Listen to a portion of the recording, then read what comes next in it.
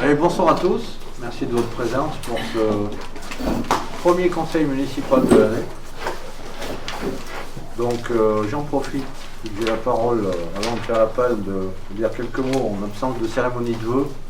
Même si on a dépassé le 31 janvier, j'en profite quand même pour vous souhaiter à tous, malgré la pandémie qui sévit à l'échelon mondial, une bonne année à tous, quand même. Et merci.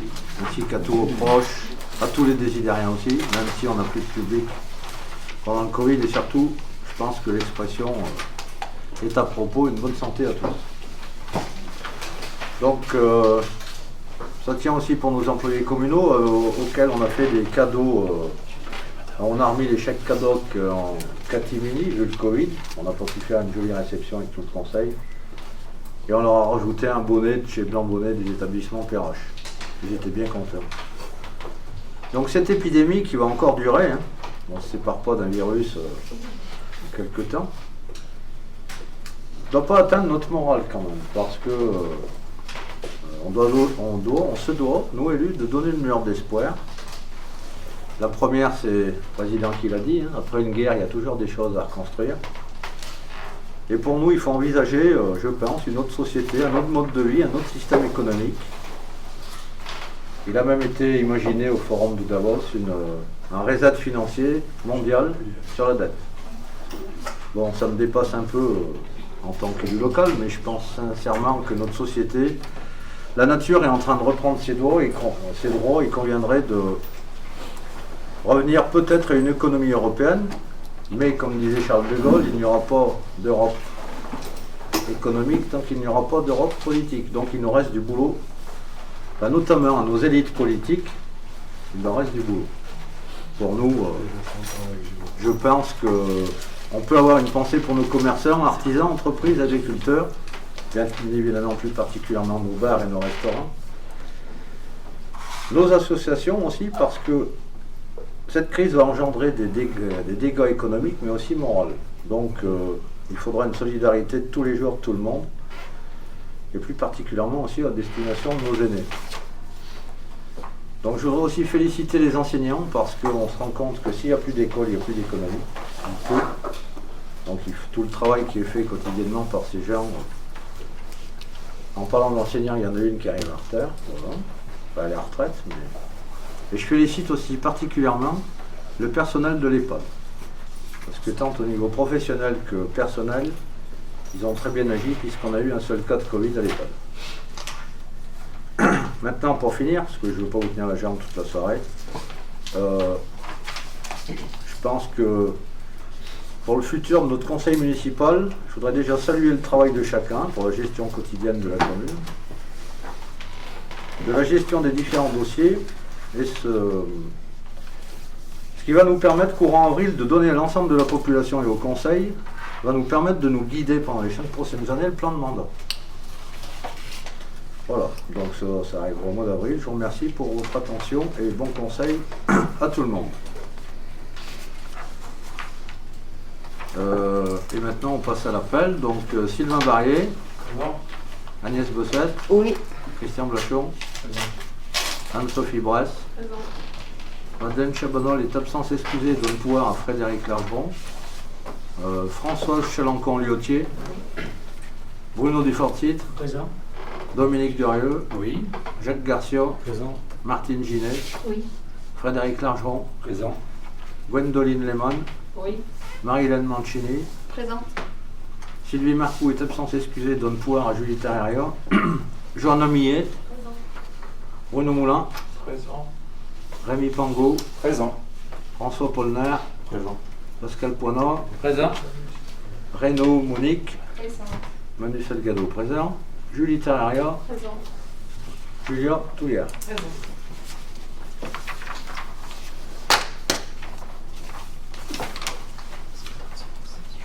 Donc, secrétaire de séance, Julia Touillard, merci. Donc, nous avons l'amabilité de la SAS Rassatouille d'être présente ce soir, avec Émilie et une de ses stagiaires. Donc déjà merci d'être venus. Je vais leur céder ma place avec Isabelle pour qu'elle vous présente, après notre première année de DSP avec elle, le bilan du camping. La pression. Il va falloir vous écarter parce que je vais mettre le... Ah, d'accord. Vas-y, tout te laisse faire.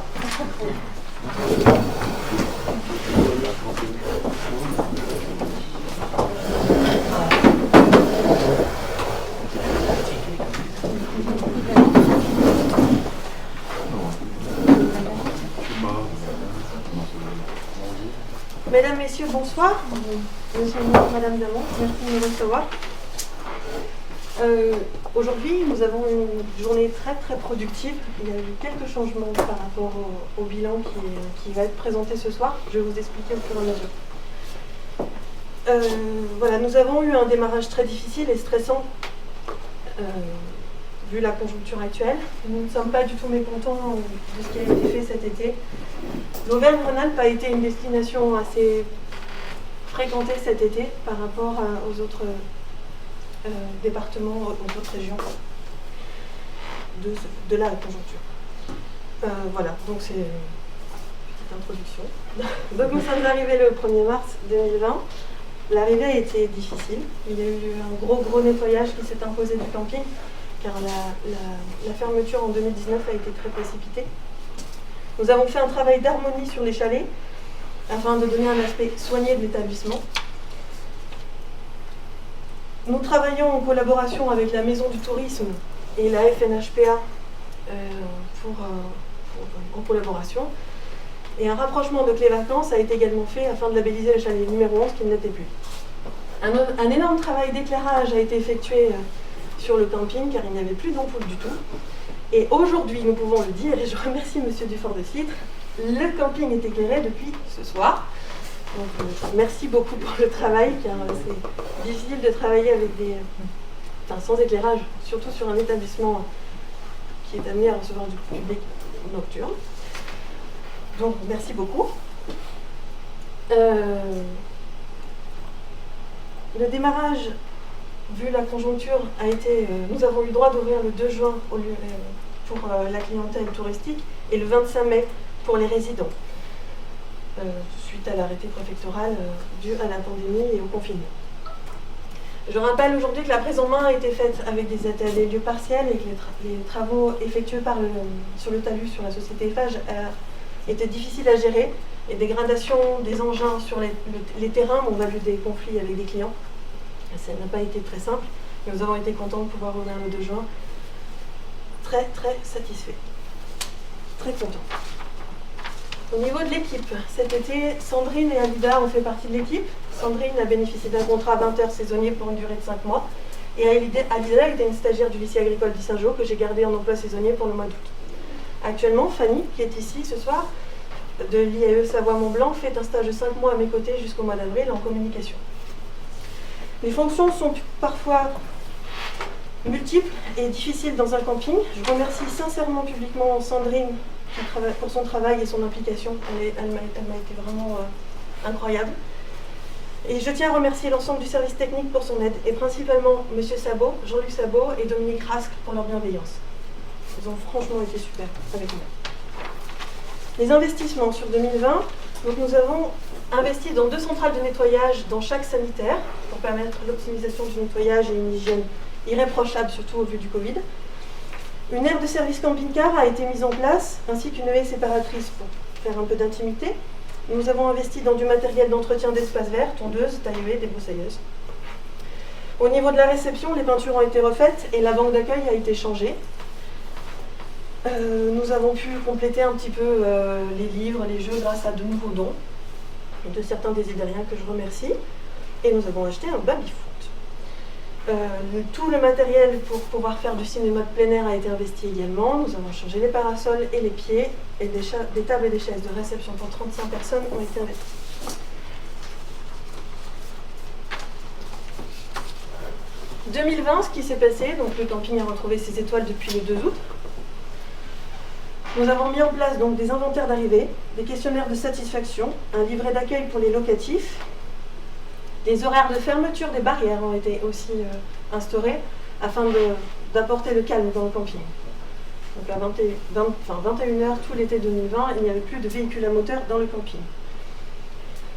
Un espace boutique contemporain, composé de produits locaux et bio, en majeure partie bio, ont intégré donc la petite boutique. Et un partenariat avec Carrefour de Saint-Didier a été mis en place. Nous avons travaillé avec M. Mathieu Samuel pour le dépôt de pain et les croissants. Nous avons travaillé un relooking du logo, une plaquette commerciale. Le site internet a été mis à jour et traduit en anglais, ainsi qu'un référencement Google a été fait.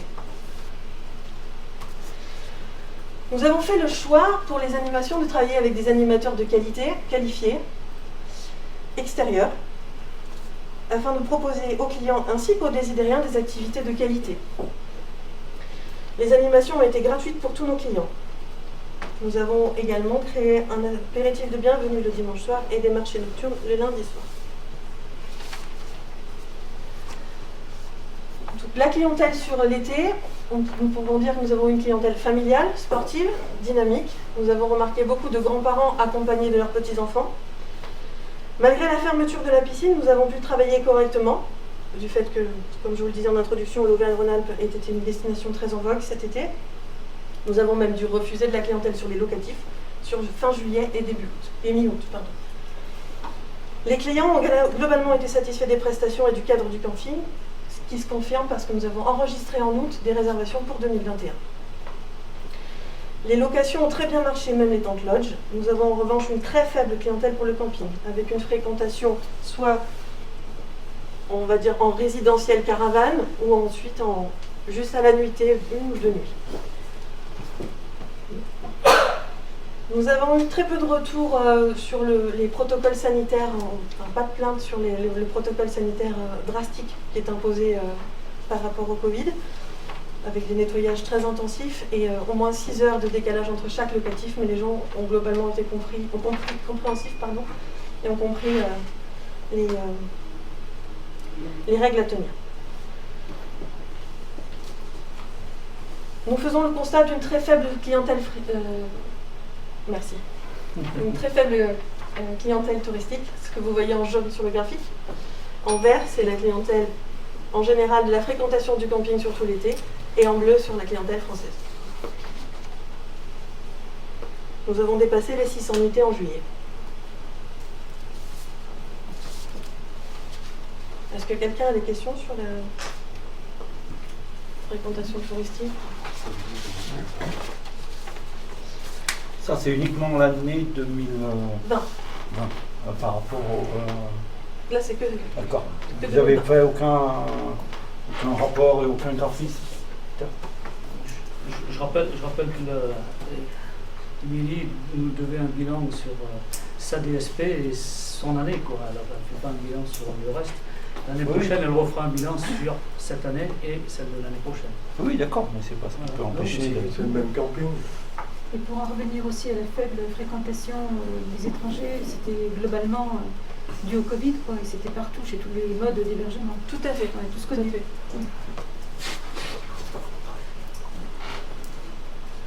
Les résidents. Donc, suite au confinement et l'impossibilité d'accès à leur mobil-home, nous leur avons offert la possibilité de rester un mois de plus jusqu'à la fermeture en octobre. Ils ont également reçu un avoir de 124 € sur leur futur contrat de 2021. La famille qui a vendu son mobil-home cet été a reçu un remboursement de 124 €.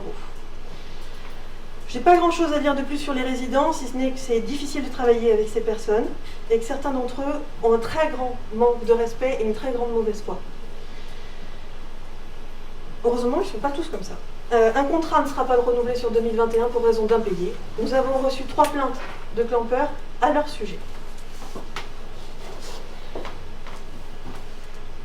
Le Covid, les conséquences et les aides. Donc les conséquences du confinement et du coronavirus, donc c'est l'ouverture retardée au 2 juin au lieu du 10 avril. Ce qui est difficile quand on est obligé de rester fermé, ce n'est pas simple. La piscine fermée, la perte donc de clientèle, l'annulation des réservations de groupe, car nous avions un très très beau mois de mai avec des fériés qui auraient pu normalement très très bien fonctionner. Nous n'avons pas eu le droit de faire des animations de plus de 10 personnes et aucune animation avec repas. le protocole sanitaire, donc comme je disais tout à l'heure, sur les locatifs et dans les sanitaires, a été très, très contraignant et très strict. En tout cas, les aides que nous avons reçues, et j'en remercie la municipalité, donc c'est les 3 mois de loyer offerts, une aide de la communauté de communes de 1 000 € et de la part de la communauté de communes, l'annulation de la taxe de séjour.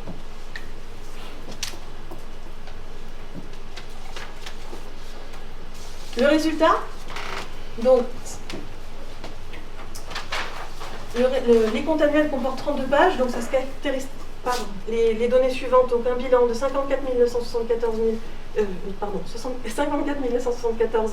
€ 43, donc le chiffre d'affaires total 56 723,16 €, le résultat net comptable donc de 14 205,97 €. Je précise que je ne me sors pas de salaire. Voici donc le graphique sur les années précédentes. Donc 2020, on voit qu'on est sur les 4 années sur quand même un meilleur chiffre malgré le Covid. En conclusion, je peux dire que la motivation et les efforts doivent rester présents. Nous pouvons faire beaucoup mieux, surtout si l'état sanitaire s'améliore. Nous avons une très belle région et un très beau village dont je suis tombée amoureuse. Et je pense qu'on peut faire connaître ce village. 2021, comment ça se prépare ? Nous avons démarré l'année avec le changement de tout le matériel informatique ainsi que les logiciels de gestion. La plaquette publicitaire est en cours d'élaboration. Nous avons un projet avec Fanny qui est ici de communication important sur les régions voisines qui va jusqu'à la Méditerranée. Aujourd'hui, il y a eu la création d'un compte Instagram. Le référencement dans les guides de randonnée FF Randonnée est en place pour cette nouvelle année. Nous sommes agréés pour revendre les topo-guides. Ils seront disponibles dès l'ouverture du camping. Un partenariat avec Véronica Gaglio nous permet de revendre ces cartes postales dès l'ouverture du camping. Nous continuerons les animations par des professionnels qualifiés locaux. De nouvelles activités verront le jour cet été. Un soin va être apporté sur les terrains vides dans le secteur des résidents afin de pouvoir les exploiter et de rechercher de nouveaux locataires. Quelques chalets seront poncés et revernis, les linos seront ressoudés, les draps et serviettes seront fournis pour chaque location, uniquement les chalets. Nous souhaitons changer les fenêtres des côtés sanitaires vaisselle. En effet, les volets sont de très très mauvais état. Ils donnent un aspect peu soigné du camping. Le chapiteau n'a pas supporté l'été dernier. Une solution de remplacement doit être trouvée. La plantation d'une ou deux haies séparatrices d'emplacement sera faite et un terrain de pétanque est en projet. Je souhaite vous remercier tous, toute l'équipe administrative de la mairie et en particulier Madame Damon pour votre patience et l'ensemble de la municipalité pour son soutien ainsi que pour l'article dans le bulletin municipal. Merci beaucoup.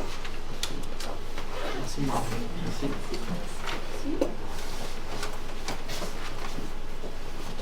Vous avez des questions par rapport à ce bilan? Est-ce qu'une troisième étoile est un objectif à court terme, moyen terme, long terme?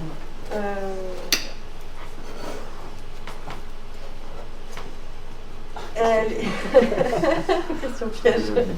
Une étoile, c'est énormément de travail et de l'investissement financier. Donc c'est prévu dans les 2 ans.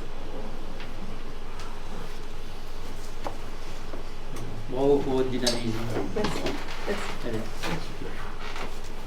Le chiffre que vous avez réalisé est très beau, étant donné que vous n'aviez pas la piscine.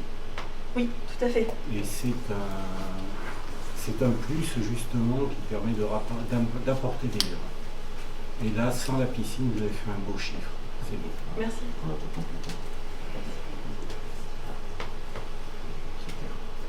Je voudrais juste rajouter, Émilie, bravo pour un petit peu, pour ce bilan, 2 pour la saison que tu as faite, ce que tu as apporté à Saint-Didier, parce que bon, quoi qu'on en dise, on a participé à quelques animations, un peu tous, c'était quand même bien. Les marchés étaient bien, la remise des prix du jeu que François, c'était bien, tout a été vraiment très très bien. J'espère que cette saison sera encore mieux. Et je voudrais juste, par rapport à la piscine qui a été fermée, finalement, Émilie a trouvé une nouvelle clientèle, à mon avis, qui n'était pas venue forcément que pour la piscine, mais pour autre chose sur Saint-Didier. Donc j'espère qu'elle reviendra. J'espère aussi. Ça serait gage de qualité aussi. Un client revienne, en tout cas enregistrer une réservation au mois d'août pour le 2021, pour moi était un beau compliment et m'a permis de continuer d'avoir la motivation pour finir l'été en me disant voilà, on ne fait pas ça pour rien. Si quelqu'un est content en plein milieu d'été pour l'année prochaine, malgré la piscine. Voilà. Je pense pas qu'on ait fait les 11 chalets en location une fois sur tout. Enfin, moi, je suis là depuis 2008. Enfin, au conseil municipal, il ne me semble pas avoir entendu qui que ce soit dire qu'on a eu fait les 11 chalets, parce qu'il y avait un chalet qui était carrément à l'abandon. Donc là, c'est vraiment les 11 chalets pleins. Bravo, félicitations. Et les temples aussi. Et les temples. Alors, du coup, je vais vous le dire. Pour 2021, nous sommes déjà complets du 15 juillet au 7 août. Bravo. Voilà. Très bien. Merci. Merci de m'avoir reçu, merci de m'avoir assisté. Alors, moi, je voulais juste rajouter que il y a un an, on avait fait le choix de prendre cette DSP, de partir sur une DSP. Lorsqu'on a fait le choix d'Émilie, je me dis qu'aujourd'hui, on a fait le bon choix, parce que du coup, c'est vrai qu'au bout d'un an, vous êtes arrivé à apporter un sacré résultat sur cette saison. Voilà, c'est vrai que les chalets, les 11 chalets pris, je crois que depuis peut-être la Coupe du Monde, je ne sais pas Bruno, c'était toi qui t'en occupais à cette époque-là. Ouais. Il y a peut-être eu l'année de la Coupe du Monde, il y a peut-être eu, mais bon. Non, le chalet, il y a un chalet qui a toujours été pratiquement toujours fermé parce qu'il était dans un état lamentable, c'était celui tout en haut. Celui-là, on l'a quasi jamais loué. Donc, mais c'est vrai que pour la Coupe d'Europe, il y avait du monde aussi. Il y avait plus de camping-cars et de gens de passage en toile de tente. Après, pas mal d'étrangers, bien sûr. Après, c'est vrai qu'Émilie a entièrement raison en disant qu'aujourd'hui, la clientèle a certainement évolué et va encore évoluer vers ce côté, je dirais, tourisme vert, tourisme de découverte. C'est vrai que cette année, la piscine aurait pu notamment impacter la fréquentation. Il n'en a pas été, donc ça nous montre bien que notre piscine est très utile pour le tourisme en été et notamment si c'est pas pour les désidériens, en tout cas le tourisme local des gens des autres communes qui viennent à Saint-Didier pour la piscine. C'est sûr que je comprends bien que la piscine est un atout quand même assez important pour le camping, donc c'est quand même quelque chose aussi à maintenir. Et ça montre bien l'utilité d'avoir quand même de pouvoir proposer ça sur Saint-Didier, on a quand même une sacrée chance d'avoir ce camping et de pouvoir proposer ce tourisme-là à Saint-Didier, parce que c'est pas tout le monde qui le peut sur la communauté de communes. Ok, il y a la clientèle qui se fait sur Aurec, mais je pense que c'est une clientèle différente que celle que vous pouvez avoir ici à Saint-Didier.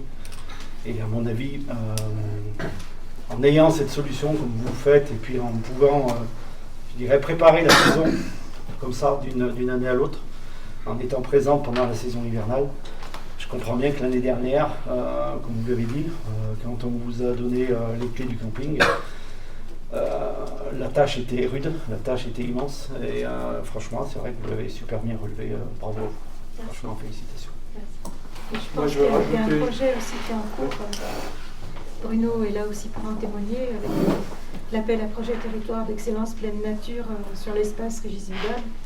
Ça va aussi renforcer l'attractivité touristique de la commune, pour la commune, pour l'économie en général. Moi, je voudrais rajouter que c'était finalement, c'est une très bonne décision de la commune, parce que déjà au niveau du chiffre, il est supérieur aux années précédentes. Ça voulait bien dire que la commune n'était pas faite pour gérer un camping. On a tergiversé longtemps, on a tourné autour pendant des années, on s'est posé la question, et là vous nous apportez la preuve en une année avec toutes les difficultés que vous avez pu avoir en réalisant un chiffre supérieur. Donc il y a bien la possibilité d'un camping à Saint-Didier, mais il faut que ce soit un camping privé, on se rend bien compte. Voilà. Je pense que le temps des campings municipaux, sur ce qu'on avait constaté, est dépassé. Voilà. Et bravo, bravo, parce que vraiment les conditions ont été... C'est clair. Voilà.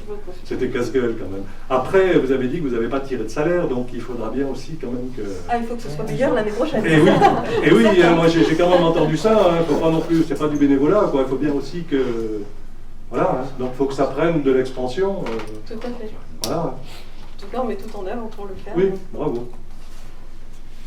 Donc bravo Émilie de nous avoir réconfortés. Merci. Sans jeu de mots. Avec notre camping et belle DSP, voilà, il faut continuer dans ce sens. Après les conditions sanitaires, Inch'Allah, Ça sera malgré nous. on fera tout pour nous ouvrir aussi la piscine. Bon, pour le moment, on ne fait pas de déclaration hein, parce qu'on ne connaît pas la situation. Mais bon, voilà, tu as bien pris le manche, il faut continuer comme ça. Merci. On est avec toi, tout le monde. Et puis, oui, la place d'un camping, c'est une... Merci. C'est le mot de la fin. Voilà. Merci.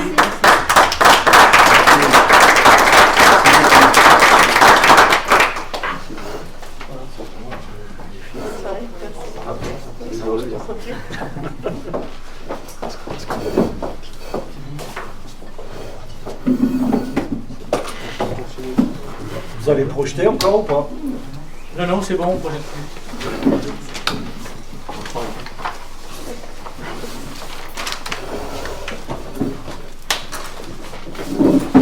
Bonne soirée, merci.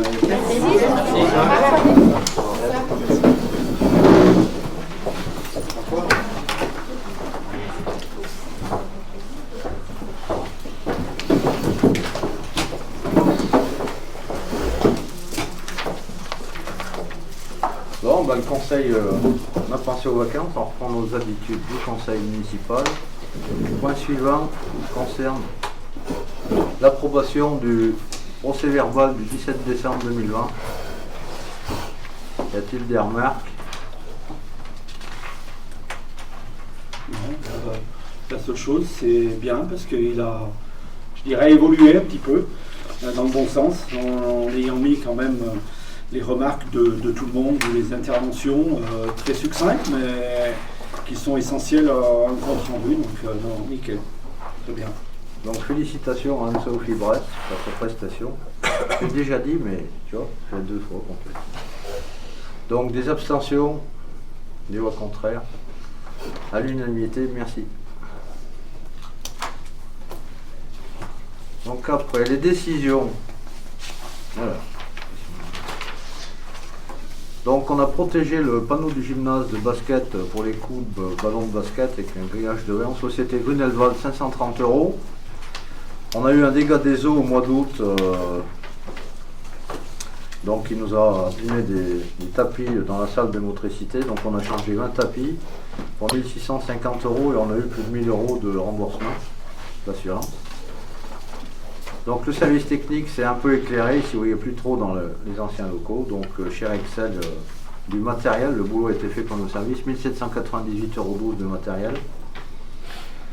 Suite au vol du véhicule du lundi de Pentecôte d'un camion, d'un petit camion en pyrole, les services de sécurité nous avaient conseillé d'équiper d'un système d'alarme nos services techniques. Donc plus Ségur nous a installé une alarme pour 3045 €. Ensuite, on a décidé d'équiper notre salle du conseil, ou celle-ci, hein, enfin peu importe, le matériel est modulable, de micros pour avoir une commune qui est à jour, où on puisse entendre ce que disent les uns et les autres, en respectant le temps de parole. Hein. C'est pas le même système qu'à la communauté de communes, ça sera un système filaire, 8200 € chez CPS. Et le portail qui est sous nos pieds là était endommagé, on ne pouvait plus l'ouvrir, donc on l'a fait réparer par la société Sodam pour 420 €. C'est tout du hors-taxe. C'est un ensemble de micros pour mettre autour de la table et qui s'enlèveront, qui seront amovibles. C'est en gros donc on avait le choix, soit on prenait de l'infrarouge comme à la communauté de communes, mais ça coûtait une blinde, il y en avait pour 20 000 €. Soit on prenait un système filaire, donc c'est comme ceux de la communauté de communes, sauf en marque Bosch, et en liaison en série les uns après les autres. Donc on a fait le choix de prendre un poste pour 2, donc il y aura 13 micros. Il y aura 13 micros de conférence avec un enregistreur et des enceintes si jamais on a du public, enfin j'espère bien qu'on aura du public pour qu'ils puissent entendre avec 3 enceintes incluses dans dans le truc. Et tout ça, ça sera sur chariot transportable. Ok. Cette société, la CPS, C'est une société d'Andrézieux. oui, je connais bien. Vous avez fait quoi? Vous avez demandé qu'un seul devis ou Non, vous non, avez- on a demandé à la société CPS, à la société JL System et à la société Linéaire Technologie. D'accord. Donc on a pris. Et c'était eux, enfin, ouais, Oui, si, c'est eux qui ont fait le meilleur prix, hein, le comparatif. Pour le système infrarouge, pour les mêmes choses, on en avait pour 18 000 euros. Donc on a 8 000 euros là. Et après en filaire, ça allait de 8 200 celui-là après négociation, hein, parce qu'à l'origine c'était 8 400 euros. Et sinon on avait du 8 800, du 8 500. Voilà, enfin, se tournait autour entre 8 et 8 000 et 8 600. Quoi. Ok. Parce que c'est vrai que. Donc, après, en SAV, du coup, derrière, c'est bon. Enfin, ouais, ils suivent, hein, parce que je pense que vous avez. Voilà, enfin, bon, moi, je les connais bien. C'est vrai que c'est une très belle boîte qui suivent. Au niveau maintenance, c'est quand même des gens qui sont sérieux. Voilà, bon, moi, la seule interrogation que j'avais, c'était aujourd'hui pourquoi s'équiper d'un tel équipement aujourd'hui. Bon, j'y avais répondu, vous souhaitez équiper la salle de mairie, où j'imagine que ça peut peut-être servir aussi. Ça pourra servir partout. Parce pour que des âgés ou non, vous allez le mettre à disposition. Ouais, ça peut être pour des âgés, ça peut être pour des vœux, parce qu'on peut, comme on a des enceintes modulables, donc on a 3 enceintes, on peut mettre un micro de conférence, on parle, les enceintes restituent la parole de partout, pour les inaugurations, pourquoi pas pour les âgés, oui, pourquoi pas. À voir. Après, faut pas qu'on se fasse abîmer non plus. Quoi, hein. Ouais. Voilà. Après, on n'a pas voulu le système infrarouge parce que sinon, il fallait mettre des répéteurs infrarouges dans la salle. Donc, l'infrarouge est dédié à une salle. C'est embêtant. Ouais, t'étais coincé. Okay. Juste une autre petite question sur les tatamis de la salle de motricité.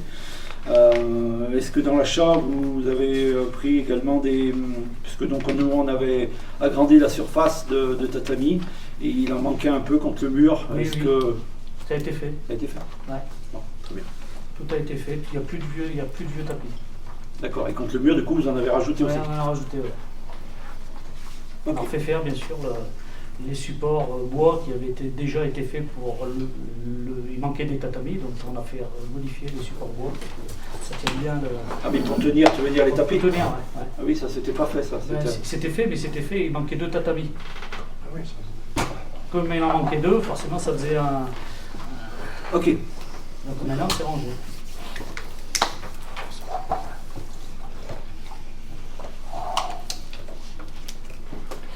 Et Bien. on a repris au même endroit que tu avais acheté. Chez Tao, Ouais. M. Arcueil, les Senzo. Ouais. On vous fera une démonstration, un de ces 4. Donc après, Émilie Forté est partie, mais nous, il nous reste que 8 209,92 € sur notre trésorerie du camping, puisque même si c'est en DSP, on a toujours un budget annexe à présenter à la trésorerie au conseil municipal, et puis légalement à le faire. Donc pour les travaux qu'on va engager cette année sur certaines réfections sanitaires ou autres, ou pour acheter un peu de matériel, il nous faudra plus d'argent que ces 8 209 €. Donc souvent, on contacte une ligne de trésorerie dans une banque pour savoir qu'on a un peu d'argent de côté, qu'on peut l'utiliser ou pas, mais bon, ça nous fait une petite réserve. Et donc, on a demandé à la caisse d'épargne ces conditions pour un montant de 80 000 €. Avec, ils nous proposent des conditions inchangées par rapport à l'année dernière sur un taux fixe à 0,99. Bon, une commission de non-utilisation de 0,25. Donc, je vous propose qu'on renouvelle cette ligne de trésorerie pour pouvoir assumer notre rôle et notre tâche par rapport à cette DSP pour l'année 2021. Du coup, les travaux, vous les avez à peu près chiffrés? Enfin, non, vous avez une idée du... Il y en aura beaucoup en régie, le plus possible. Ouais. Il y a tout ce qui n'a pas été vu en état des lieux, notamment des fuites dans les toits, autour des regards. Bon, il y a eu des bornes. Excuse-moi, autour de quoi tu dis? Autour des regards, des hublots dans les sanitaires. Oui. Ça fuit comme une. Ça fuit. Bref, ils avaient été Donc ça, notés, il y avait ils les- avaient il y a été les volets, arrangés. les volets. Ils avaient été notés et arrangés. Non, Par le service ils n'ont pas été technique. notés ni arrangés, ils n'ont pas été arrangés, Ah, bah. c'est sûr. Après derrière, il y a donc il y a les fameux volets qui se cassent la gueule vers le Ça, sanitaire d'accord. au-dessus de chez Émilie. Bon, il y a les bornes électriques. Il y en a deux qui sont irréparables, qui ont été abîmées, qui sont irréparables, qui vont être changées, et une qui sera faite en maintenance, qui sera rangée. Et puis il y a les douches, puisque il y a des bombes qui ont été cassées, qui avaient été cassées à une certaine époque, et dans les douches, eh ben, il va falloir ranger les bombes. Donc, bon, mais après c'est des travaux en régie, hein, c'est. L'entreprise Boire demande un rendez-vous pour les Velux qui fuient, donc on l'a pas. Mais bon, je pense qu'avec cette ligne de trésorerie, on en aura assez. Mais Oui. Et puis il faut payer tous les prêts, hein, on a encore les prêts décharés. Hein. jusqu'en 2026, il y a des prêts. Enfin, un prêt. Mais bon, c'est une action régulière depuis de nombreuses années d'avoir une ligne de trésorerie sur quelque Ouais. chose qui nous coûte moins cher en DSP quand même qu'en régie directe. Mais bon, voilà. Après, on n'utilisera certainement pas 80 000 euros. Hein. Oui, non, mais c'était pour savoir à peu près, c'est plus que vous partiez sur, Si, ouais, c'est- sur 80 000 euros. Non, pour non, savoir non, que c'est- non, ça sera bien en dessous. Bon, de toute façon, que ce soit 50 ou 80, ça change rien. C'est les mêmes conditions, donc autant en prendre un peu plus. Si on n'utilise pas, on prendra 0,25 le bon. Oui, de toute façon, les autres années, il y aura certainement d'autres travaux à faire d'une saison à l'autre. Puis même si la volonté politique est d'avoir un camping, même en DSP ou autre, on se doit de qu'il soit à peu près en état.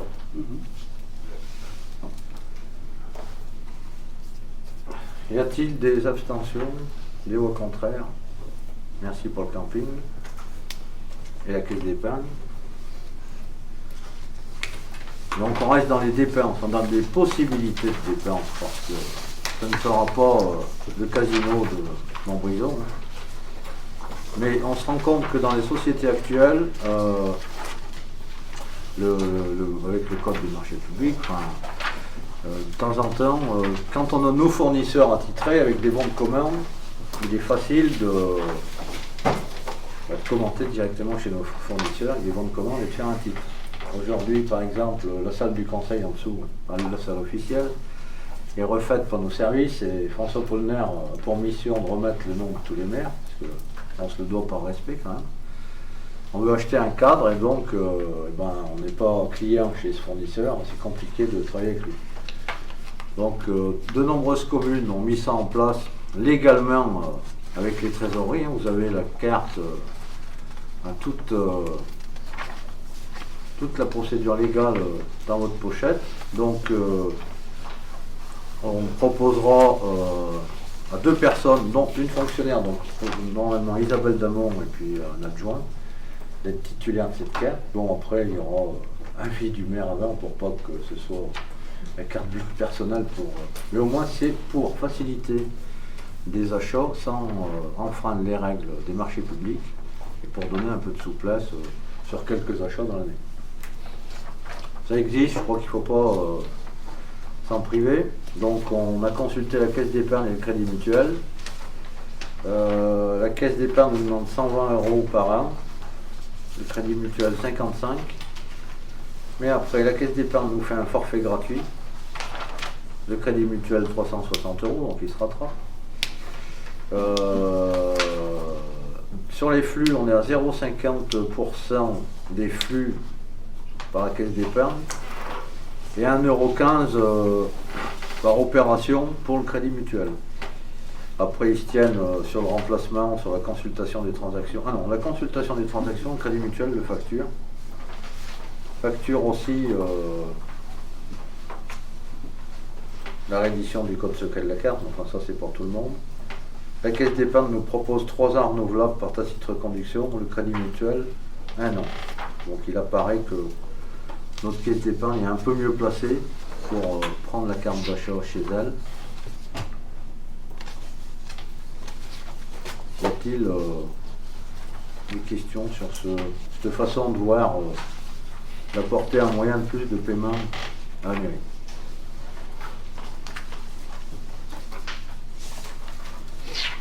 Tout le monde est d'accord? Donc il y aura, excuse-moi, il y aura donc une carte.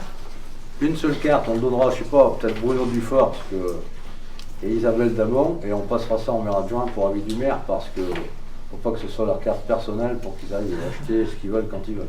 On vérifiera quand même. Mais ça sera dans la comptabilité publique et tout le monde aura accès aux chiffres.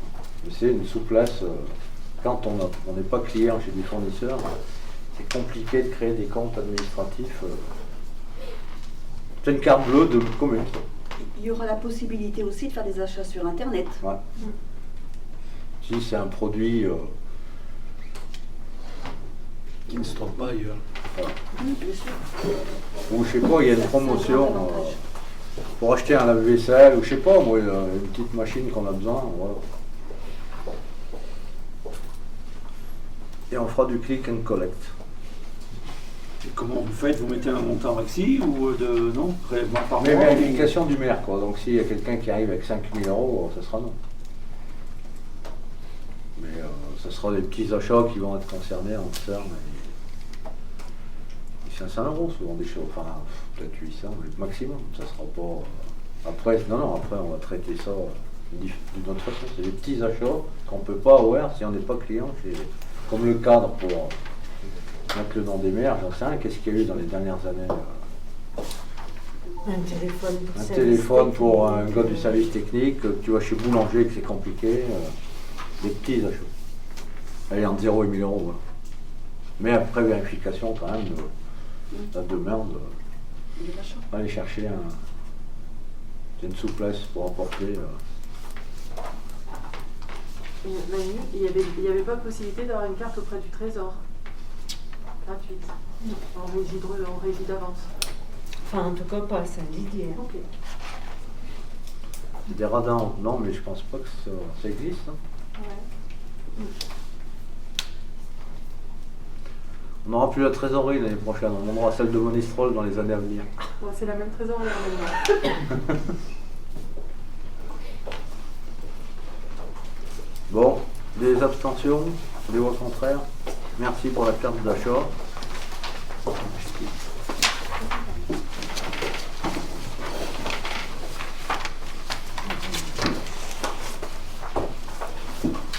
Donc, Lorsman, alors. Notre législateur a, en 2019, engagé une loi engagement et proximité pour élaborer un pacte de gouvernance entre les communes et la communauté de communes. Donc c'est une loi, donc la communauté de communes l'a déjà adoptée, mais les communes doivent l'adopter. Alors à mon avis, bon, vous voulez que je la lise ou vous l'avez lu? Elle change une chose par rapport au règlement intérieur de l'Orsman, c'est-à-dire que dans le règlement de l'Orsman, il y a le nombre de conseillers par commune, le nombre d'habitants, la surface, les vice-présidents qui sont élus en fonction de la taille des communes, le bureau, les réunions du bureau, les commissions qu'on a et les compétences, la représentativité, le processus décisionnel et le pacte de gouvernance impose un conseil des maires, c'est-à-dire, ça va servir surtout à la commune de Pont-Solomon, qui a un adjoint qui est vice-président, on ne voit jamais le maire, donc on le verra une fois par an à ce conseil des maires.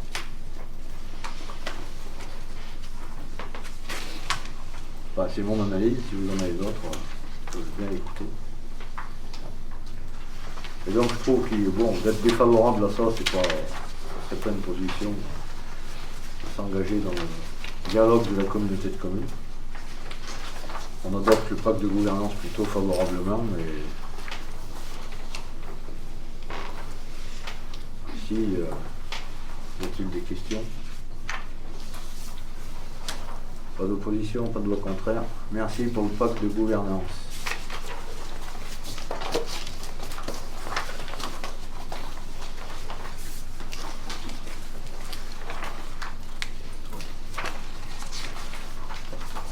Alors, l'association Saint-Luc-en-Velay, l'association qui gère le patrimoine de l'ensemble culturel de Saint-Victor, Malmont, Saint-Just-Malmont, La Séove et Saint-Didier. Donc, en 2010, entre la commune et donc ce conseil économique paroissial s'était mis d'accord que notre église, propriété communale, soit toujours un peu chauffée. Parce que nous, elle est plutôt à but cultuel, on l'utilise quelquefois, mais... Donc, suite à cet accord, la commune versait une subvention de 20% par rapport aux dépenses. Cette même commune de Saint-Didier a changé de fournisseur à cause du GAP, elle est passée de Antergaz à Eni. Donc c'est pour ça qu'on a les demandes de solde de la part de l'association pour 2017, 2018 et 2019. Donc les montants, on y met 20% dessus et ils nous demandent 1 291 €. Et on voit que le chauffage, ça soit qu'il y a un réchauffement climatique quand même, parce que en 2014 on était à 3 605 €, 3 642, 3 631 en 2016, 4 053 en 2017, 3 960 en 2018. Et puis donc il nous 2528 en 2019, donc il nous demande 1 291,51 €. Il y a surtout beaucoup moins de messes. Et aussi, la pénurie de prêtres fait que les messes sont dispatchées sur Saint-Just et la Siole. Donc la pénurie nous permet... Malheureusement, mais... Et donc je vous propose qu'on garde ce montant de 20% qui paraît une négociation partagée par les deux parties. Et que si on peut le mettre, on délibère pour la durée du mandat, parce qu'on verra les possibilités administratives, Isabelle. Parce que bon, on est d'accord avec eux, c'est pas la peine de chaque année. À la limite, on peut vérifier si... Tant qu'on a un curé, il y a des messes. Il est à la recherche, et à part des prêtres malgaches, c'est pas sûr qu'on trouve un prêtre. Et en vue du Covid, les malgaches, ils veulent pas venir ici. Enfin bon, ça c'est un autre souci. Pas d'abstention, pas de voix contraire. Merci pour l'ensemble Saint-Luc complet.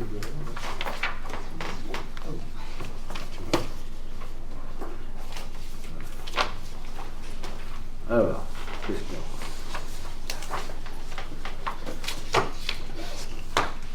a ? Alors, on va faire une présentation du dossier suivant en 2 étapes. Après, vous pourrez poser toutes les questions que vous voudrez.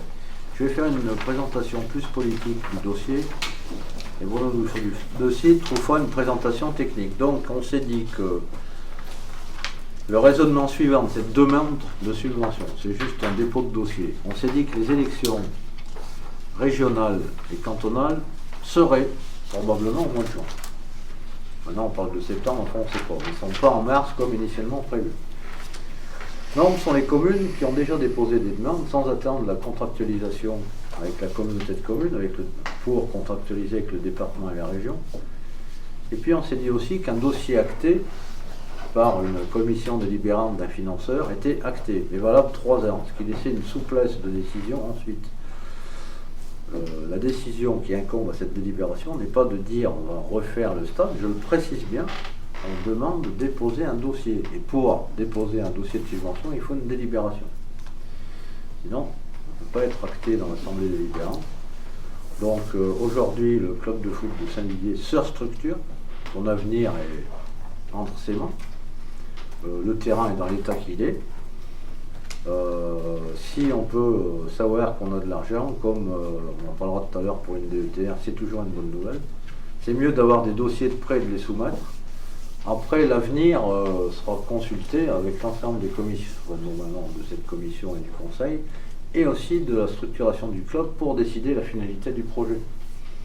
Mais je crois que quand on a un dossier de prêt en demande de subvention, il ne faut pas se gêner pour le déposer. Il y a d'autres communes qui ont déjà déposé au département et à la région pour presque tout leur plan de mandat sans attendre la contractualisation avec la communauté de communes. Donc l'aspect politique, c'est de se dire qu'il faut être prêt sur ce dossier, il y en a d'autres qui sont en cours, d'avoir la demande de subvention. Après l'issue du projet, on décidera ensemble après.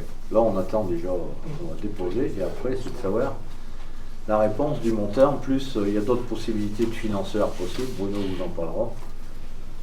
Et vous parlez aussi de toutes les pérégrinations techniques qu'il a fait pour monter ce projet. Merci Manu. Donc oui, donc comme l'a dit Manu, donc on a déposé donc cette demande de subvention. Alors on a regardé un petit peu dans les dossiers qui étaient relativement prêts. Donc il y en avait un qui était prêt qui avait été commencé à être regardé par Frédéric Largeron. C'était l'aménagement, le replateformage ou l'aménagement du stade, enfin la refonte du stade un petit peu. Donc on a pris ce dossier où on a refait passer la société pour rétablir un petit peu le périmètre, et on a pris une deuxième société pour regarder aussi si la première société ça s'était pas trop emballé, pour valider un petit peu l'ensemble du projet. Donc on a regardé avec la société qui a fait Saint-Victor-Malescourt, le stade de Saint-Victor-Malescourt, pour valider l'ensemble. Donc ce qu'on a souhaité faire, c'était le replateformage, enfin la reprise de ce terrain qui est pourri, il faut le dire, hein, il n'est pas trop en bon état pour jouer, hein, mais peut-être pour les jeunes, sinon les seniors ils jouent plus beaucoup. Et donc la dernière société qui est venue, donc qui est Green Steel, a fait une étude de niveau. Donc par rapport à l'étude de niveau, il s'avère que d'un point à un autre, on a pratiquement 3 mètres de dénivelé. On ne dirait pas à l'œil, mais c'est à peu près 3 mètres. Ils ont fait une étude de sol, donc la terre est bonne, la terre végétale est bonne, les drains sont morts, donc il y aurait un redrainage à faire, ce qui n'avait pas été prévu à l'origine, mais bon, après il y aurait un redrainage si jamais le projet continuait. Tu avais prévu un arrosage intégré, donc l'arrosage intégré est toujours prévu. Par contre, ce qu'on a souhaité faire, c'est pour éviter un peu au niveau, au niveau de l'environnement, déjà pour éviter d'utiliser de l'eau propre, on a fait passer un sourcier pour regarder s'il n'y avait pas de l'eau à disposition par biais d'un forage. Donc il y a deux veines d'eau qui passent, qui peuvent être exploitables. Une à 750 litres heure et une autre à 1,5 mètre cube heure. Un forage est à peu près à 120 mètres de profondeur. Donc on a regardé, on a fait faire un chiffrage, hein, donc on a le chiffrage qu'on a intégré dans ce fameux dossier, plus une cuve de rétention parce qu'il faut 1 mètre cube heure, ça ne suffit pas pour faire un arrosage intégré d'un stade, donc il faut une cuve de rétention pour la recharger, pour que ça jette tout bien l'eau. Et puis après, la société nous a dit, mais si vous faites un plateformage, vous aurez peut-être plus les agréments du football, sachant qu'il faut être dans certaines catégories. Donc il faut être à minima dans la catégorie 4 ou 5, je crois, pour jouer un R3. Donc ça impose certaines normes. Et il s'avère que au niveau de ces normes, c'est notamment du côté du lotissement, c'est que les cages doivent être à minima à 6 mètres de la limite, et c'est pas bon. Donc ce qui veut dire que le stade, il faut le remonter un petit peu sur le stabiliser, donc ce serait une reprise un peu plus complète de ce stade. On a fait faire un chiffrage aussi par le CEMAF pour mettre l'éclairage, hein, donc ce qui n'était pas prévu dans le chiffrage d'origine.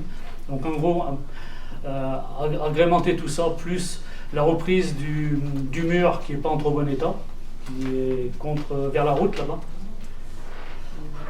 plus la fermeture du stade, donc en ajoutant un petit peu tout ça, donc ça fait des certaines sommes, hein, et bon, ça permet, on monte ce dossier par rapport à toutes ces données techniques qu'on a faites. Voilà. Et ça fait quelle somme? Ça fait aux alentours de 400 000. D'accord. Toi, ton projet, Frédéric, c'était aux alentours de 200 000. Donc en rajoutant le mur, la fermeture, le forage, le bac de rétention, l'éclairage, on rajoute 200 000, ça fait 400 000. À peu près, hein. Enfin, après, il y a des options, donc il y a des choses qu'on peut faire, on peut sortir. Après, bon, il y a des subventions du CEMAV. Le CEMAV, un éclairage, ça peut coûter 60 000 €, sachant que le reste à charge à la commune, ça fait que 33 000 €. Donc après, il y a des subventions à aller chercher. Donc nous, bon, là, il y aurait une demande de subvention de là, mais après il faut aller au niveau de la FFF, il faut regarder avec le district. Tu avais commencé déjà à regarder, j'ai vu que tu avais fait des courriers à M. Chamali au niveau du district. Bon, après, c'est une demande de subvention. Comme l'a dit Manu. Voilà. Joseph Collin, il a été fait pendant la guerre par les prisonniers, donc pas d'aujourd'hui. 46. Donc il a fait son temps, mais je le répète, demain, recréation du club, voilà, on a le temps de se voir venir, un dossier de prêt, qui sera mis en place ou pas, c'est l'avenir qui le dira. Il ne faut pas s'affoler, c'est juste que tant que la région aide ses communes, c'est une petite allusion politique, on ne sait pas ce que demain sera fait, on ne connaît pas le résultat des élections. Donc on se dit, on fait comme Aurec ou d'autres collègues qui ont déposé pour voilà. Après, si on a qu'on ne le fait pas, quand vous refusez un dossier de subvention, il va à d'autres communes, ou à d'autres demandeurs, comme pour Leader, comme pour la DETR. Et on s'est dit que, comme pour le Carrefour, tout ce qui est prêt, on met. Après, d'autres études sont aussi en cours pour égayer la commune, bien sûr. C'est donc que ce soit sportif, culturel, d'espace, de l'urbanisme, d'espace public, c'est toujours pour la commune. Ça ne rentrera pas de toute façon dans le débat budgétaire de 2021. Un synthétique, c'est beaucoup trop cher. Ouais, faut rajouter, ouais, c'est pas le double, mais pas loin. Ouais. Et le synthétique, après la société Green Steel, ils en reviennent. Ils en reviennent beaucoup. Ouais. Ils en reviennent beaucoup parce qu'on croit qu'il n'y a pas d'entretien, mais finalement il y a de l'entretien. Au même titre qu'un terrain stabilisé, ce qu'on n'a peut-être jamais fait là-bas en bas à la Péchois, un terrain stabilisé, une heure ne suffit pas. Il y a des appareils spécifiques pour s'en occuper. Il faut faire du vertidrain aussi, pareil. Il faut faire du vertidrain, sauf qu'il ne faut pas descendre aussi bas. Ça peut-être quelque chose à tenter là-bas si on veut retaper un petit peu la Péchoir, je ne sais pas. Sur les vestiaires, bon, je sais qu'on n'y avait pas forcément regardé, mais aujourd'hui, bon, il y avait déjà des choses de fait, avec le changement du chauffage. Là, je ne sais pas derrière, est-ce que bon, il y a peut-être plus de la remise ou du maintien ou de l'entretien le quotidien ou du maintien au niveau à surveiller. Parce que les vestiaires, pour moi, enfin je sais pas, est-ce qu'il y a des demandes déjà du club Non, pas forcément. Pas forcément. Les vestiaires, moi j'estime qu'on a quand même une belle structure, un beau bâtiment. Après derrière, bon, on fait l'entretien courant, hein. Il y a des carrelages qui cassent et bon, on le range, le chauffage pète, on le range. Voilà, quoi. Oui, après, c'est vrai que bon, ce que tu proposes pour l'eau, ça fait profond quand même, il me semble. Ouais, mais bon, c'est sûr qu'aujourd'hui, je ne sais pas les forages, comment ils peuvent se faire. Il y a peut-être des techniques nouvelles qui ont évolué. C'est pas la partie la plus chère. Hein. C'est pas la partie la plus chère. Il faut compter une quinzaine de milliers d'euros pour descendre à 120 mètres. C'est pas énorme. C'est pas ça. C'est après, bon, les pompes, il faut le bac de rétention, il faut l'amener. Voilà. Après, il faut mettre un bypass parce que le jour où il y a plus d'eau, il faut pouvoir utiliser l'autre eau. Hein. Mais bon, c'est peut-être un dommage d'utiliser de l'eau propre pour jeter en l'air. Hein. Parce que dans le dossier que tu as dû trouver, nous, c'était une connexion avec, une connexion réseau. Connexion réseau, ouais. Donc, il fallait construire aussi, il y avait une histoire de pompe ou de, je ne sais plus, de réserve. Tout à fait, oui, j'ai vu qu'il y avait tout ça, mais après derrière, on se connectera au réseau, hein, ça c'est clair, hein, par un bypass, mais si on peut avoir la possibilité d'utiliser ces 1,5 m3 qui passent dessous, heure, pourquoi s'en priver, quoi, hein. Ce qu'on a dû faire Saint-Victor, parce que là-bas il y a de l'eau, au lieu de se mettre sur le réseau. Voilà, faut voir, en fait, pour l'utilisation de la ressource naturelle, il faut voir le delta sur l'amortissement. Le coût d'investissement, par combien de temps tu l'amortis. S'il faut 30 ans, c'est sûr qu'il ne faut pas le faire. Ouais. Mais il faudra le calculer. Ouais, on a imaginé plein de choses, on a rempli un dossier qui soit au plus possible complet. Après, rien n'empêche de faire des trucs par les services techniques, de nous, enfin, pas le forage, hein, mais il y a d'autres choses certainement à faire. Ou ne serait-ce qu'acheter les nouveaux équipements ou faire monter la main courante ou faire tomber les mains courantes. Oui, parce que de toute façon, il faut les changer, non, il faut les changer, les mains courantes. Avec les bandes vestiaires, enfin des bandes. C'est obligatoire. Et puis en plus, les dimensions du terrain, comme il va être remonté, comme il est obligé d'être remonté, et il y a des normes entre la main courante et le public. Ça se fait pas comme ça, quoi. Et puis le forage, c'est quand même une démarche qui est vertueuse, quoi, sur le plan écologique et puis qui peut peut-être permettre aussi de s'inscrire dans certaines fiches leaders. Tout à fait. Voilà. Ça peut être on peut avoir des compléments de subventions par rapport à tout un tas de choses qu'on peut mettre en place comme ça, bien sûr. Oui, t'es un écolo, voilà. Voilà. Autre question. Donc cette décision est suspendue aussi à l'avenir du club, à l'avenir global de la situation. Donc, mais bon, plus qu'une subvention est valable 2 ou 3 ans, ça nous laisse le temps de réfléchir. Donc pour ce terrain, y a-t-il des abstentions? Une, et au contraire. Donc à la majorité, on remercie Pascal de ne pas prendre parti vu qu'il est bénévole dans cette association, même au bureau.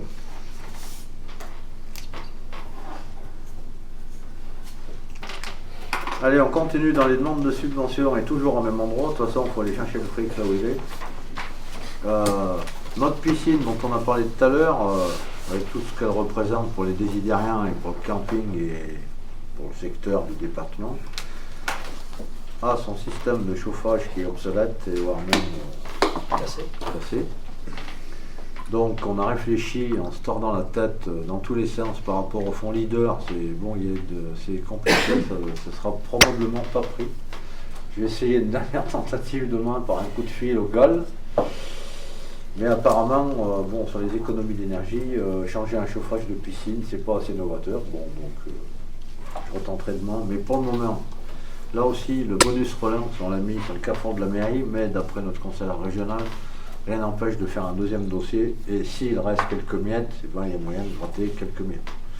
Espérons que ces miettes soient une baguette ou une flûte, mais bon, on verra bien ce qu'on obtient. De toute façon, là aussi, je pense qu'il ne faut pas se priver de demander, puisque on a quand même une dépense de 66 000 € entre l'étude, parce qu'il vaut mieux faire une étude fluide pour être sûr de ce qu'on met, si c'est une pompe à chaleur ou autre. Donc 66 000 €.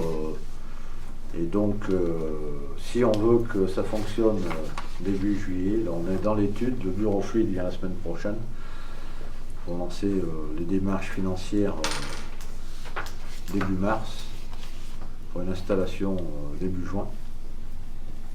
Et une demande de subvention tout de suite dont on aura une réponse. Mais au juin, pareil.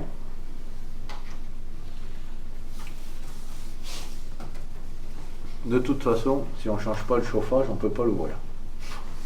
Parce que l'eau froide à Saint-Didier, même si ça va fermer les cuisses, il n'y aura pas beaucoup de clients. Donc tout le monde veut aller à la piscine cet été, pas d'abstention, pas de voix contraire. J'espère qu'on ira. Ça, je ne peux pas le garantir par contre. Manu, juste par rapport à ça, l'intervention de la Comcom dans les travaux de la piscine.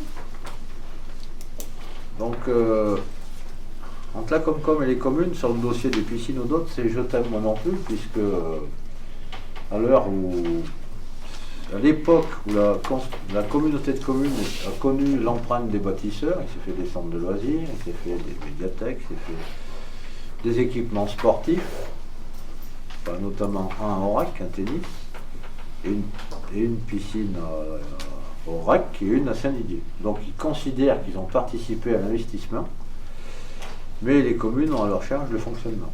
Donc considérant que là c'est une charge de fonctionnement, la collectivité, communauté de communes Lancement ne participera pas. J'ai bien tenté par tous les moyens, la genuflexion, la drague, le slow, mais il n'y a rien qui a fait.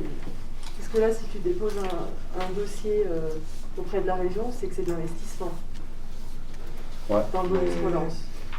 Eux, ils estiment que ça... Enfin, c'est un jeu de mots, hein, ouais. Comment on considère. Ils estiment que ça participe au fonctionnement quotidien. Et je crois qu'il ne faut plus compter sur la communauté de communes pour la piscine. L'investissement a été gros sur nos 2 communes là, du territoire. Et aujourd'hui, même les investissements en bâtiment à la communauté de communes sur le Nord, je ne suis même pas sûr qu'il y en ait un seul. Donc le budget n'est pas prévu pour avoir une capacité d'autofinancement suffisante pour investir dans de lourds bâtiments sur le territoire. Pour ce moment, c'est la tendance.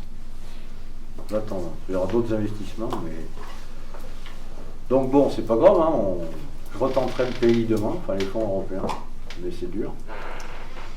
Et on a tout envisagé. Il ne reste plus que ça pour nous tenir propre, la région, pour ce dossier. La semaine, on leur demandera autre chose sur un autre dossier.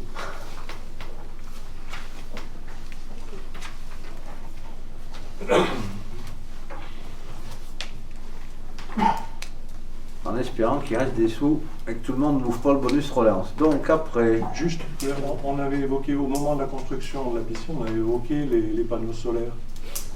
Ouais. On avait même fait une petite étude qui montrait que les panneaux solaires... donc ça, ça a été évoqué par le mec du bureau fluide qui a l'air d'être un bon... Dans les subventions à l'ADEME, j'ai oublié, ou peut-être on pourra, peut-être, hein, je prends des réserves, parce que les financeurs aujourd'hui, vu la crise qu'on a, sont comme tout le monde. Hein. Donc il a évoqué aussi la possibilité d'en mettre au moins pour le fonctionnement de la pompe à chaleur. Ah oui, déjà, oui. Et c'est peut-être ça qui peut aussi déclencher une subvention. Parce qu'aujourd'hui, on rentre dans des critères, mais on joue tellement sur les mots, qu'on le verra tout à l'heure pour la DETR. Faut être bon pour formuler les dossiers. C'est pour ça qu'il faut les faire en avance, parce que si au cas où il est mal fait, on a le temps de les reprendre, mais peut-être solaire, peut-être. Oui, largement. Enfin, on passait les sanitaires très facilement, l'eau chaude sanitaire avec les panneaux, c'était... Et le calcul, c'était 1/3 du chauffage de la piscine. Rien qu'avec les panneaux sur le toit des... Après, il faut voir si le toit peut supporter ce pot aussi. Dans ce qui avait été prévu, c'était possible. À l'époque, c'était comme ça. On vérifiera tout ça et puis il faut faire le plus possible pour dépenser moins d'électricité, c'est sûr.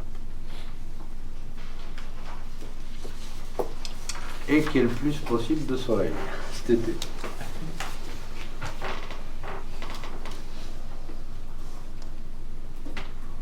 On en reparlera quand on aura le résultat de l'étude. Donc le centre de gestion, le bon centre de gestion qui gère la carrière des fonctionnaires et d'autres choses territoriaux, ont regroupé leurs services de médecine à l'intérieur du centre de gestion et de psychologie. Donc les collectivités comme nous adhèrent pour les visites médicales de nos agents ou après des arrêts maladie conséquents. On travaille aussi beaucoup avec le centre de gestion pour des demandes juridiques, mais là c'est plus pour la formule médicale, donc avec nos 24 agents et bientôt 25 au 15 février. Il y a une secrétaire qui arrive le 15 février, c'est l'occasion de le dire, à 28 h, parce que c'était une demande du service compta. Josiane Paulet à 60 ans, elle commence à fatiguer, donc il faut aussi les deux. 59, pardon. Elle est en majeur. Excusez-moi, j'ai engueulé. Et donc l'autre personne la secondera, et puis 28 h, et puis dans 3 ans elle sera en retraite, on verra la suite. Et puis globalement, vu le nombre de coups de fil, etc., ça renforcera l'équipe aussi globalement. Donc 25 agents par rapport à ce projet, ils nous demandent 65 € par agent, donc ça fait 1625 €. Et vu qu'on est moins de 50 employés dans la collectivité, on n'a pas besoin de faire un CHSCT, mais ils nous proposent la mission pour les risques au travail. Pour un forfait de plus de 300 €, on arrive à 1925 € en 2021. En 2020, on avait dépensé 730 €, mais tous les agents n'avaient pas passé la visite. Donc je crois que c'est un service indispensable dont on ne peut pas se priver. On ne va pas laisser nos agents sans vérification de potentiels soucis de prévention des risques. Donc je vous propose d'adhérer à cette convention au centre de gestion.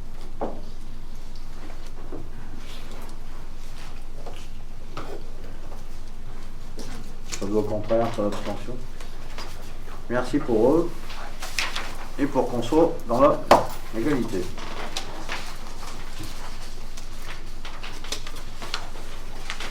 Je préfère qu'ils travaillent qu'ils soient malades.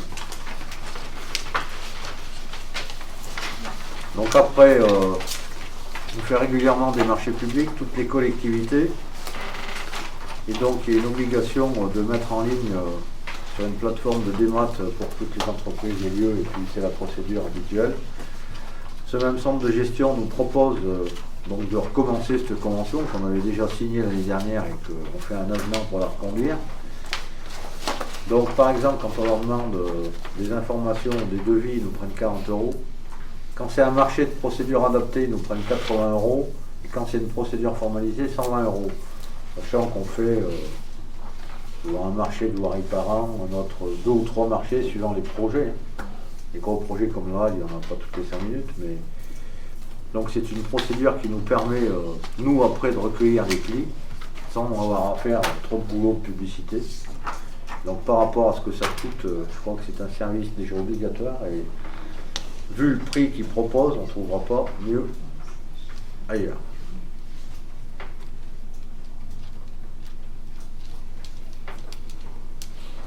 C'est toi, Sophie? Ça va tout le monde? Pas d'abstention, pas de vote contraire. Allez, on continuera de faire des jolis marchés.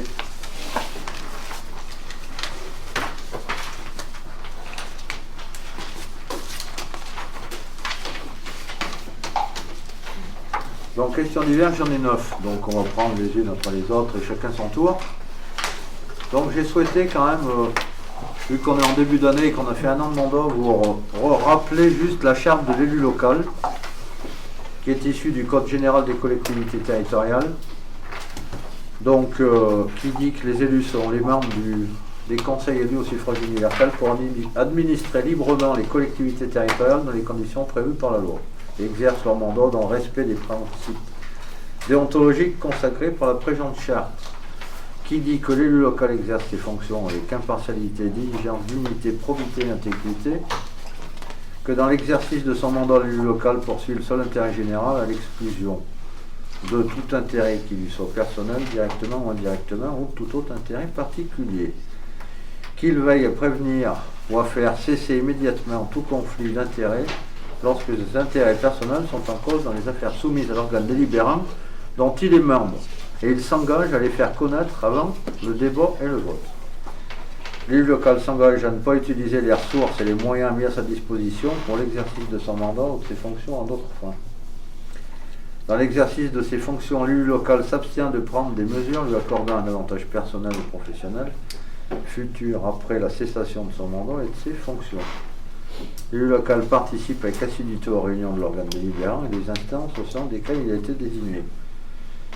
Et issu du suffrage universel, l'élu local est et reste responsable de ses actes pour la durée de son mandat devant l'ensemble des citoyens de la collectivité territoriale à qui il rend compte des actes et des décisions prises dans le cadre de ses fonctions. Voilà.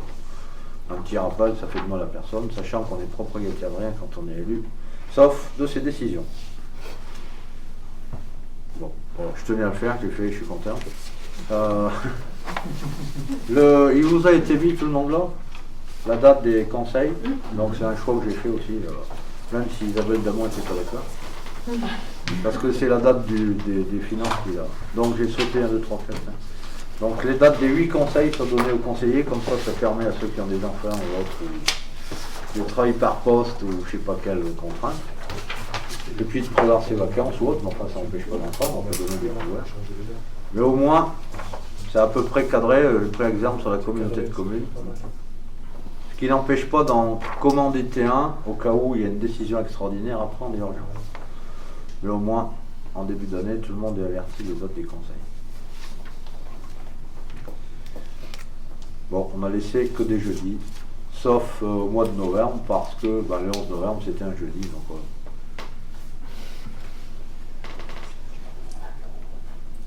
Donc après, la DETR a été modifiée, la demande 2021.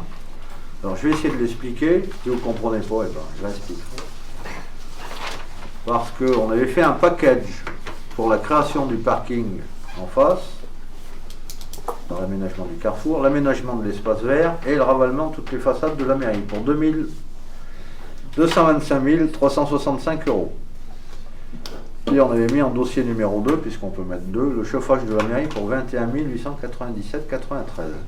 Donc la sous-préf nous a appelé, parce que l'État aussi, je pense qu'il gère son argent, mais aussi, bon, ils n'ont pas accepté que ce lot, numéro 1, qu'on avait fait, soit créé d'un seul lot. Donc ils nous ont demandé de dissocier le ravalement des façades de la mairie pour 41 365 € et de mettre un autre dossier, création du parking et aménagement d'un espace vert pour 184 000.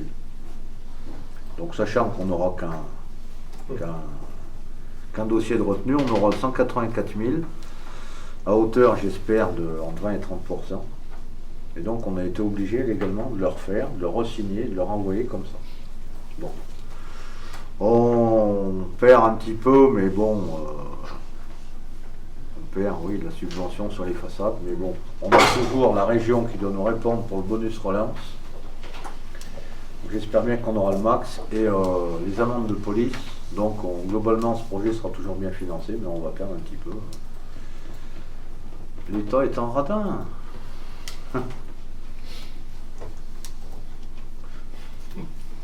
Bah, disons que je suis en position de demandeur, donc c'est pour ça que je dis ça, mais bon, c'est pas eux qui nous donnent.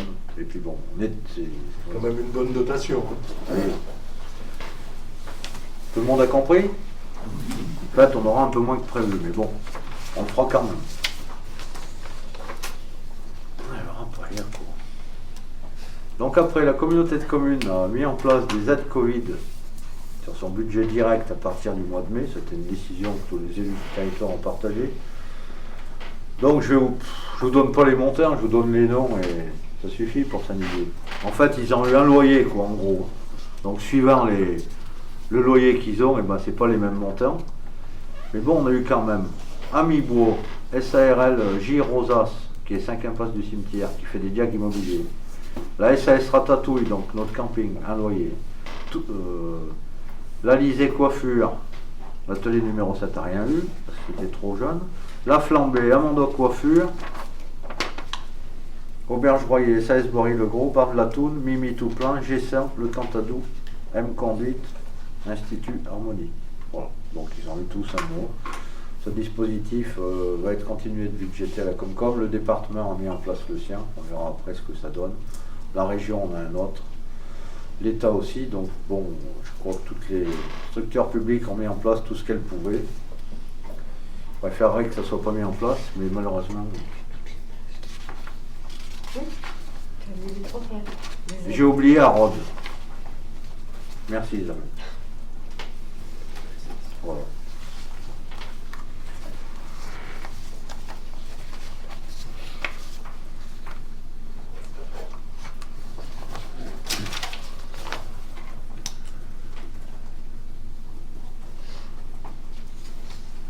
Alors, est-ce que Martine Ginet a quelque chose à dire? Oui, pour parler un peu revitalisation des centres-bourgs avec deux démarches concomitantes qui ont été lancées par Loire Semaine.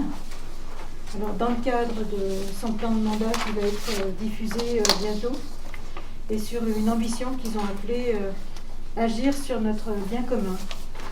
Donc il y a deux démarches concomitantes. La première, c'est une étude qui a été lancée sur les centres-bourgs des 7 communes qui la composent. Le cahier des charges pour cette étude a été élaboré et le choix du bureau d'études fera l'objet d'une audition le 23 février prochain.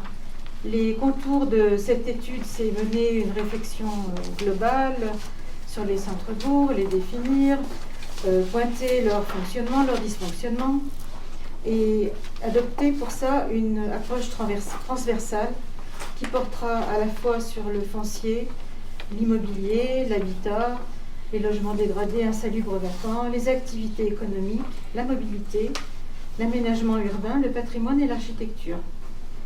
Cette étude, c'est une amorce pour les opérations de redynamisation des centres-bourgs. Donc il y aura un état des lieux qui sera dressé sur chaque commune, mais ce travail ne sera en aucune façon cloisonné sur son centre-bourg. Il sera toujours mis en perspective à l'échelle communautaire et présentera les convergences et les différences des différentes problématiques entre chaque commune. Les spécificités, les transversalités seront identifiées et dans l'étude aussi on a demandé une mise en perspective de l'analyse de l'existant avec la réalité socio-économique d'aujourd'hui qui connaît une évolution assez importante. Donc il y aura une analyse qui sera demandée sur la mutation des acteurs économiques, la mutation aussi des modes d'habitabilité et les sources d'attractivité. Donc ce qu'on demandera à l'étude, c'est une vision du futur sur le commerce, le service de proximité, l'e-commerce, le drive et l'émergence de tous les nouveaux modes de consommation pour pouvoir les intégrer dans les projets. Il y aura bien sûr une hiérarchisation des problématiques et une identification des urgences pour justement présenter une grille avec des priorités.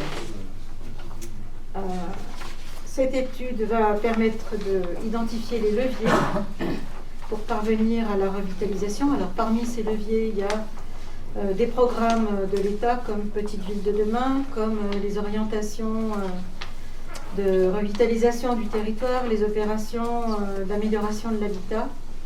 Et ça permettra aussi d'identifier les acteurs à mobiliser. La deuxième action qui a été menée par Loire-Semaine concomitamment avec l'étude qui est demandée, c'est qu'elle a candidaté au projet Petite Ville de demain sur les 7 communes. Il n'y a que Aurec, Saint-Just-Malmont et nous qui ont été retenus à ce programme. Mais ce n'est pas pour autant que les 4 autres seront oubliés. Et dans la mesure du possible, tout sera fait pour qu'elles bénéficient aussi d'aide.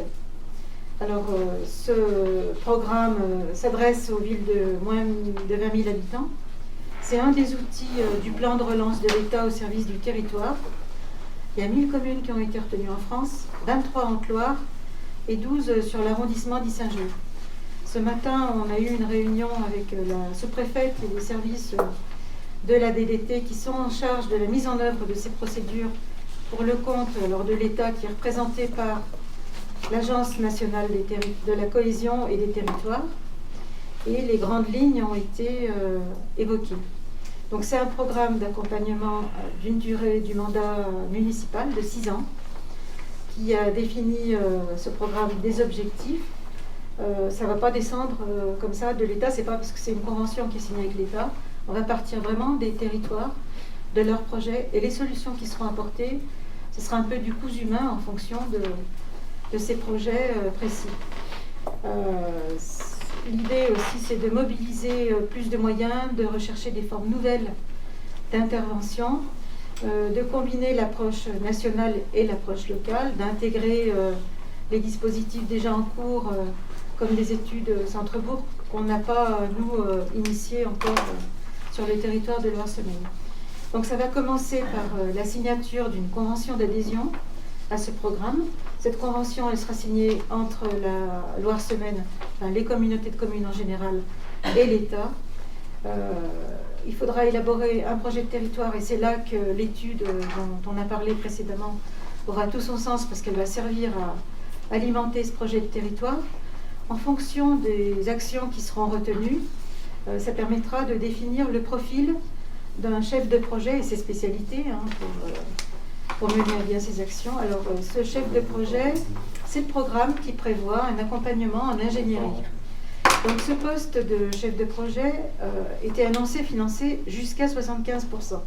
Ce matin, on a eu un peu plus d'éclaircissement, ou pas en fait, et ça reste une grosse incertitude, parce que ce qu'on sait, c'est qu'il y aura 25% du salaire de ce chef de projet qui sera financé par la Banque des Territoires, et les 50% restants seraient financés par l'ANA et l'Action Logement en fonction des actions qui seront menées. Il y aura de toute façon inévitablement partout des actions sur le logement, tellement les besoins sont importants. Ce qu'on ne sait pas aussi, c'est la durée du cofinancement de ce poste de chef de projet. Est-ce que c'est prévu uniquement pour la première année ou sur les 6 ans à venir? Donc, une circulaire devrait prochainement répondre à toutes ces questions. Donc, on a vu, il y a la signature de la convention d'adhésion, il y a l'élaboration du projet, il y a le choix du chef de projet, et puis il y a tout un tas de partenaires financiers et qui offrent des services. Donc, il y a une multitude d'offres de services aussi. Il y en a 60 à ce jour et qui émanent de ces différents partenaires qu'il faudra mobiliser en fonction des actions qu'on aura retenues. Alors, je vais en citer 2-3 pour illustrer un peu. Par exemple, avec l'ANA, il y a une offre de service sur traiter l'habitat indigne et dégradé. Avec la Chambre de commerce, il y a réaliser un diagnostic de l'appareil commercial du territoire ou réaliser un diagnostic pour la relance et la transformation du tissu commercial. Ce programme Petite Ville de demain donne aussi accès à un réseau étendu, jusqu'à la création d'un club Petite Ville de demain pour un échange de bons procédés. Et en conclusion, je dirais que les programmes Petite Ville de demain devraient prendre la forme d'une convention ORT, opération de revitalisation du territoire, dont on avait pas mal parlé pendant la campagne, et en fait qui sera vraiment un moyen très important pour lutter contre les vacances de logement notamment, puisqu'il y aura des dispositifs de défiscalisation du type de Normandie qui seront proposés, c'est-à-dire qu'à l'achat d'un bâtiment dégradé, à condition de le mettre en location à des prix encadrés et en direction aussi d'une certaine population, on pourra défiscaliser le montant de l'acquisition et des travaux. Donc là, pour traiter ce problème de logement vacant, ça serait vraiment l'idéal. Donc on attend là déjà dans l'immédiat la circulaire pour connaître les conditions de recrutement du chef de projet et puis on vous dira.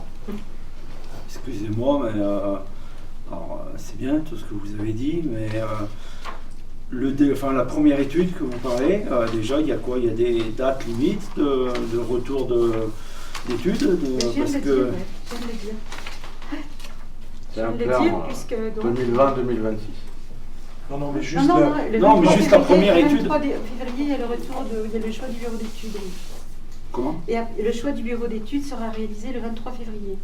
D'accord, le choix du bureau d'études, mais derrière le retour du retour du travail du bureau d'études.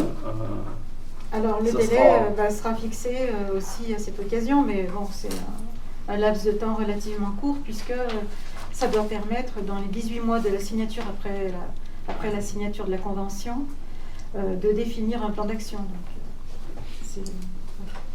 Non, parce qu'on vous entendre dire, je sais pas, c'est le sentiment, je sais pas les gens autour de la table, mais j'ai le sentiment qu'on parle beaucoup de ok, il y a du travail en amont, on ne peut pas lancer des projets comme ça sur le terrain sans les avoir réfléchis. Mais ok, Manu, tu dis 2026, mais ça veut dire que, je sais pas, j'ai l'impression de me dire aujourd'hui quand est-ce qu'on aura vraiment la preuve par des actions que tout ça avancera, quoi. Je sais pas, moi c'est le sentiment que j'en ai, peut-être que je me C'est un programme qui vient de sortir. Comme j'ai dit tout à l'heure, l'élu en France est conditionné à la subvention. Pour donner des subventions, on demande d'embaucher un catégorie A, faire l'étude, et pour demander des exos pour les. Donc tant qu'on n'aura pas fait ça, pas de bras, pas de chocolat, tu ne sauras pas ce que tu as d'aide. Donc, en plus, les aides aujourd'hui sont floues. C'est sûr que les propriétaires privés auront des exonérations. Mais nous, collectivités, c'est comme l'autre fois, j'étais au département de l'Oire pour le CD Saint-Cern, le rond-point de l'échangeur de la Croix-Bleue. Aujourd'hui, les financeurs potentiels, on ne sait pas le montant. Donc, tant qu'il n'y a pas l'étude, il faudra une douzaine de mois, globalement, si la personne est bonne. Mais ne vaut-il mieux pas réfléchir correctement et agir bien, que si nous, communes, demain, on dit, bon, allez, tel logement, on tombe, machin, mettre du fric, aller un peu vite. Saint-Victor, par exemple, a un projet de rénovation du centre-bourg. Bon, c'est normal pour cette commune, c'est tout à fait louable. On aura fortement conseillé, au même titre que le bourg de Saint-Victor, d'attendre cette étude, parce que peut-être, nous, simples élus, on n'aura peut-être pas la vision du technicien ou de la technicienne qui va faire cette étude. Par contre, je crois qu'il faut tout le monde peut donner son avis, il n'y a pas de problème, puisque cette personne va, soit par les DGS ou par les élus, ou les deux d'ailleurs, ça serait bien, venir interroger les gens des communes. Donc il faudra qu'on soit présent pour bien spécifier. Saint-Didier a d'autres problèmes que Saint-Victor, Rec ou Saint-Vu.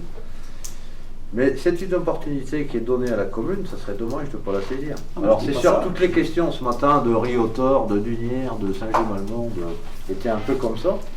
Et on a tendance à être, bien sûr, qu'est-ce qu'on fait tout de suite, combien on a de sous, mais on est conditionné dans ce système. Fred, tu parles de ça. quelle solution tu peux apporter ou quelle solution vous avez déjà donnée à ce projet? Non mais, c'est pas ça, je sais pas pourquoi tu me réponds ça, je sais pas pourquoi tu me dis ça. Je te pose Moi, je la veux question. juste dire que Du moment où tu poses une question et tu demandes des délais, je veux dire, on pose une question et en face, on essaye de dire, d'apporter peut-être une solution. Mais si, enfin, moi je vais reprendre un tout petit peu. Si tu veux, les études, elles se font généralement, et heureusement, en allant interroger les habitants. C'est-à-dire en interrogeant les élus, en interrogeant les services. C'est évident qu'il y a une forme de concertation. Voilà, c'est ça, c'est une concertation. Et le résultat de l'étude, généralement, il diffère pas énormément de ce qu'on sait déjà. Après, c'est qu'est-ce qu'on va mettre en place derrière? Qu'est-ce que ça sera les actions? Moi, j'ai vu une étude comme ça sur le tourisme, qui a coûté la peau des fesses. Résultat derrière, 0.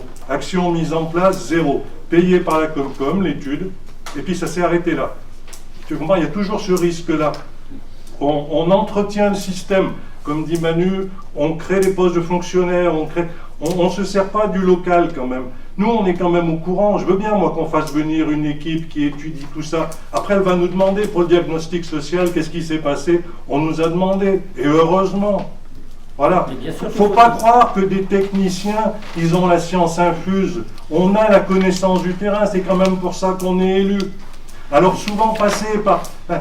Tu as raison, ça prolonge. Alors on est obligé d'y passer, mais il ne faut pas non plus compter trop sur les aides de l'État. Comme j'ai dit passer, on ne peut pas rester que sur le local. On est obligé de faire ces études maintenant. On est obligé. Si tu veux, la Comcom pouvait aisément s'en passer.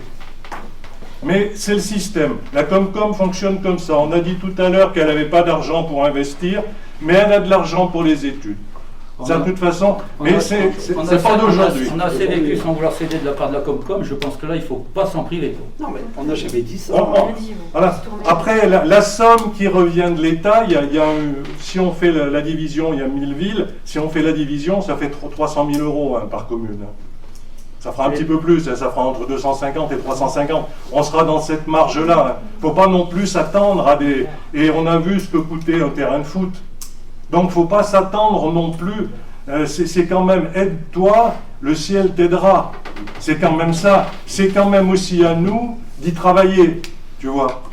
Et quand tu me dis qu'est-ce qu'on a fait, on n'a pas eu le temps de le mettre en place. Et on avait réfléchi, tu vois, à faire un état du locatif. Il n'y a plus d'agences maintenant qui s'en occupent. C'est fini, il y a juste le Bon Coin. Et on a énormément de vacances à Saint-Didier. Faire un état de ces vacances et voir qu'est-ce qui pouvait être arrangé. Ça, c'est à l'échelon local. C'est ce que je viens de dire. Le dispositif de normalisation, c'est un moyen que... Pour tout ce truc. Oui, je l'ai quand même précisé à la commission. Ça, c'est pas possible. Travaux à travailler sur le centre de circulation, voilà une action à faire. Je pense que c'est là où on diffère. Quand vous dites c'est pas possible, je suis pas d'accord. De déclencher le dispositif de normalisation. Non, c'est pas de ça que je vous parle. Non, je vous dis d'étudier la vacance plus précisément avec l'aide de l'INSEE, de savoir où on en est. Et de voir comment on peut y remédier. Si tous les logements sociaux sont vides, il y a peut-être des pistes aussi. Oui, mais il y a peut-être des questions à se poser. Ces études-là ne se font pas hors sol. Bien évidemment que c'est avec la population, avec les élus. J'ai bien compris. C'est pas le type catégorie A qui va se pointer, qui sait tout. C'est pas ça. Moi, j'aurais une question sur la gouvernance et l'articulation avec la Comcom, parce que là, c'est du coup un portage EPCI pur et dur. Avec des études payées par le PCI. Est-ce qu'il y a une gouvernance qui est mise en place, un comité technique, un comité de pilotage? Il y a un comité de pilotage et un comité technique. Et ça, il faut déjà signer la convention pour arriver là. Bien sûr qu'il y a... D'accord, donc en amont de la signature de la convention, ces organes de... On sait déjà qu'il y a forcément un comité de projet qui se met en place. D'accord. Il y a un comité technique aussi. D'accord. Et du coup, ces éléments-là reviendront après dans les communes, notamment les 3 communes, j'allais dire, qui sont susceptibles d'être officiellement labellisés après signature de la convention. Bien sûr.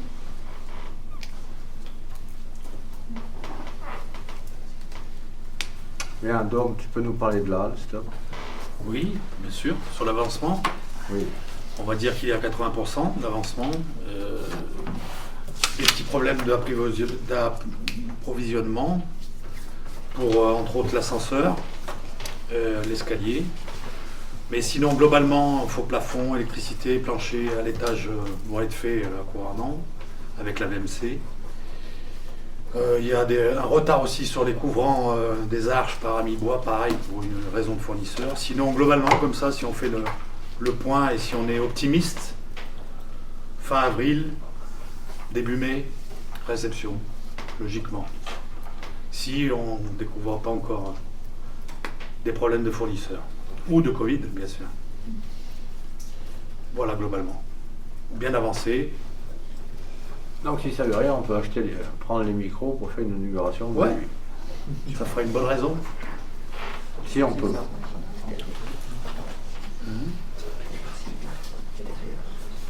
Donc Marie-Hélène, est-ce que tu peux nous parler de la vaccination, s'il te plaît? Oui, pas de souci.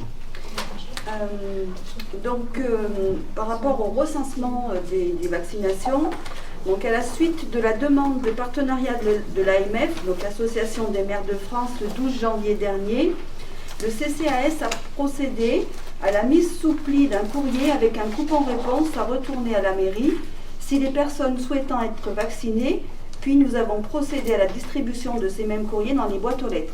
Donc voilà, c'était un peu le courrier qu'on a fait parvenir aux désidériens et désidériennes de plus de 75 ans. Donc devant le peu de réponses et le souhait de l'AMF d'une réponse dans un délai très court, François Chaland-Condiotier et Daniel Morin ont téléphoné aux aînés le vendredi après-midi, non pas pour les inciter à être vaccinés, mais simplement pour leur dire que l'on devait fournir une liste pour le lendemain et on recueillit les informations nécessaires si les personnes étaient volontaires. Donc je remercie toutes les personnes du CCAS, du secrétariat pour l'aide qu'elles ont apportée. Donc ensuite nous avons communiqué une liste et à ce jour il y a 177 personnes qui avaient été intéressées par la vaccination. Depuis la clôture de cette campagne de recensement, il est encore possible de faire parvenir de nouvelles demandes à la cellule Covid, donc à l'Issingeau.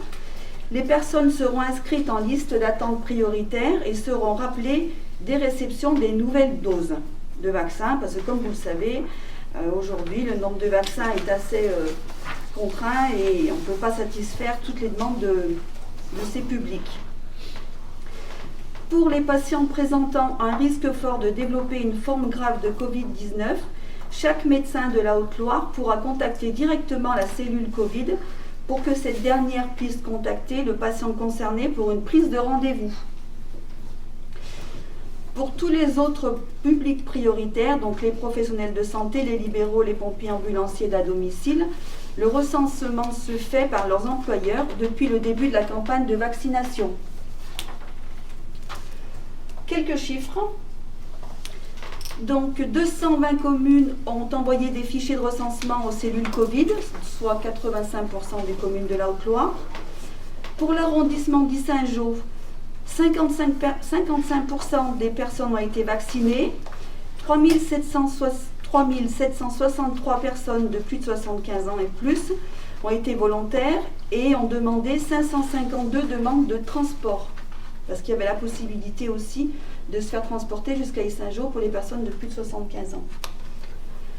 Donc 2077 volontaires seront vaccinés au 13 février 2021 et 1686 personnes sont sur une liste d'attente. Donc ça c'est sur l'arrondissement d'Issingeau.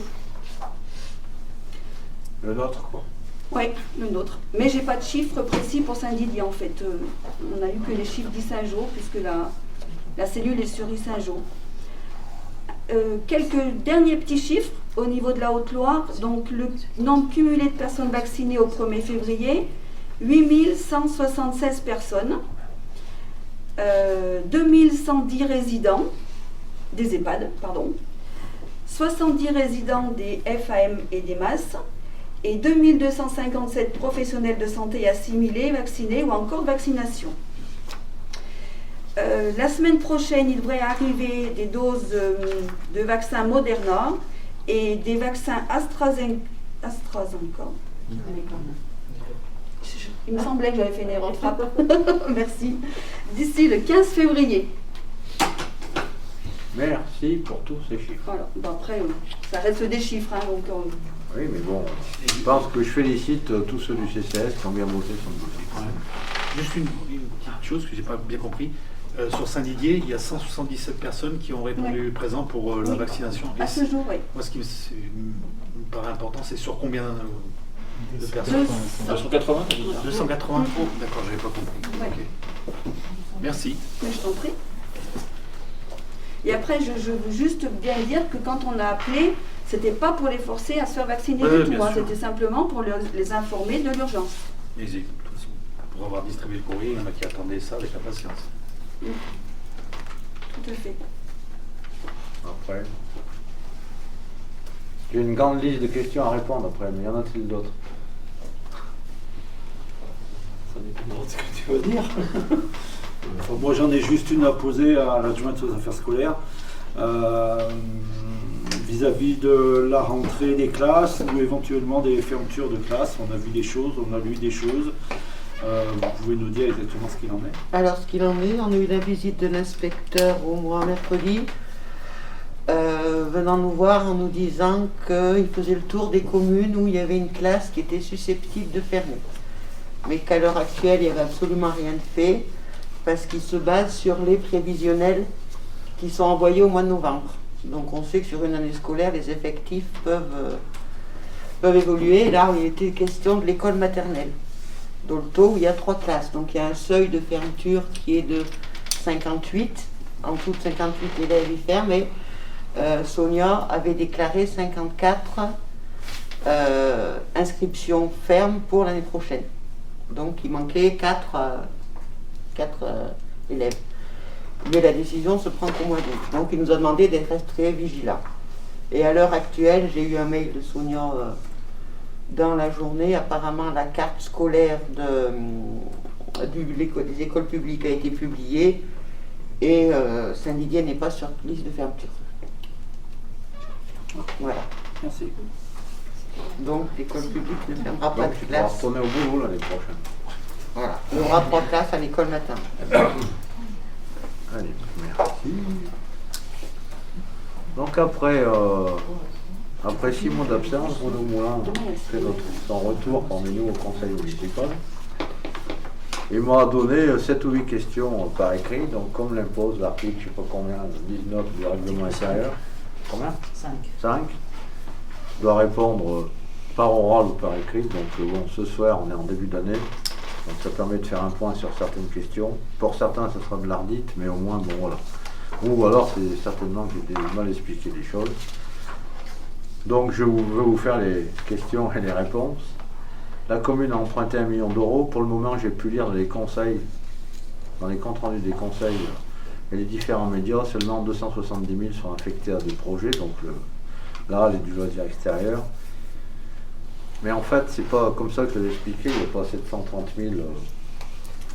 On n'emprunte pas pour faire de la pleurie, puisque je suis allé le 24 décembre à Saint-Étienne emprunter 1 million.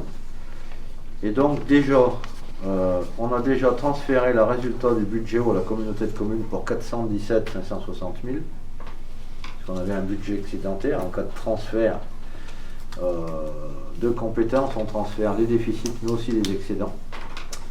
On a versé une avance remboursable au camping, des barrières de neige, du capital d'emprunt, etc., etc. Et aujourd'hui, il nous reste 520 893, ce qui correspond à peu près au reste à charge de la halle. Donc le million va être dépensé. Et ce qui veut dire qu'en termes de trésorerie, si on n'est pas emprunté ce million, on n'avait pas pour subvenir à nos besoins de trésorerie.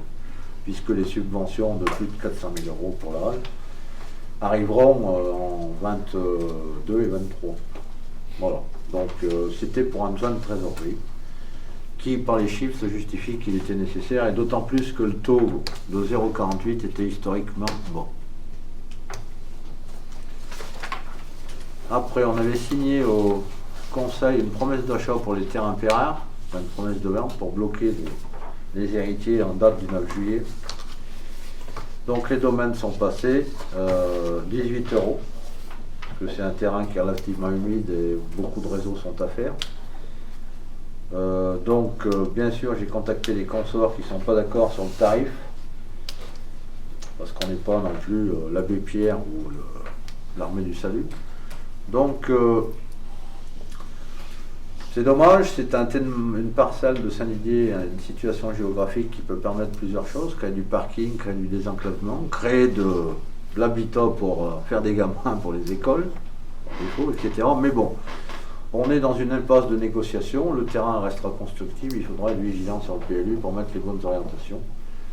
Quand s'il y a d'autres biens communaux ont-ils été expertisés sur la commune, oui, j'en ai profité pour pas faire le voyage à vide pour les domaines. Les services techniques ont été expertisés puisque on avait une demande de l'entreprise Collard-Tardieu qui est en train de s'installer dans la partie où le GLAD avait ses tables et ses chaises. On les a rapatriés sous la mairie pour faire un local sympa au GLAD, de toute façon qui soit là-bas. Et donc je dois recontacter les autres locataires pour savoir ce qu'ils pensent de l'estimation.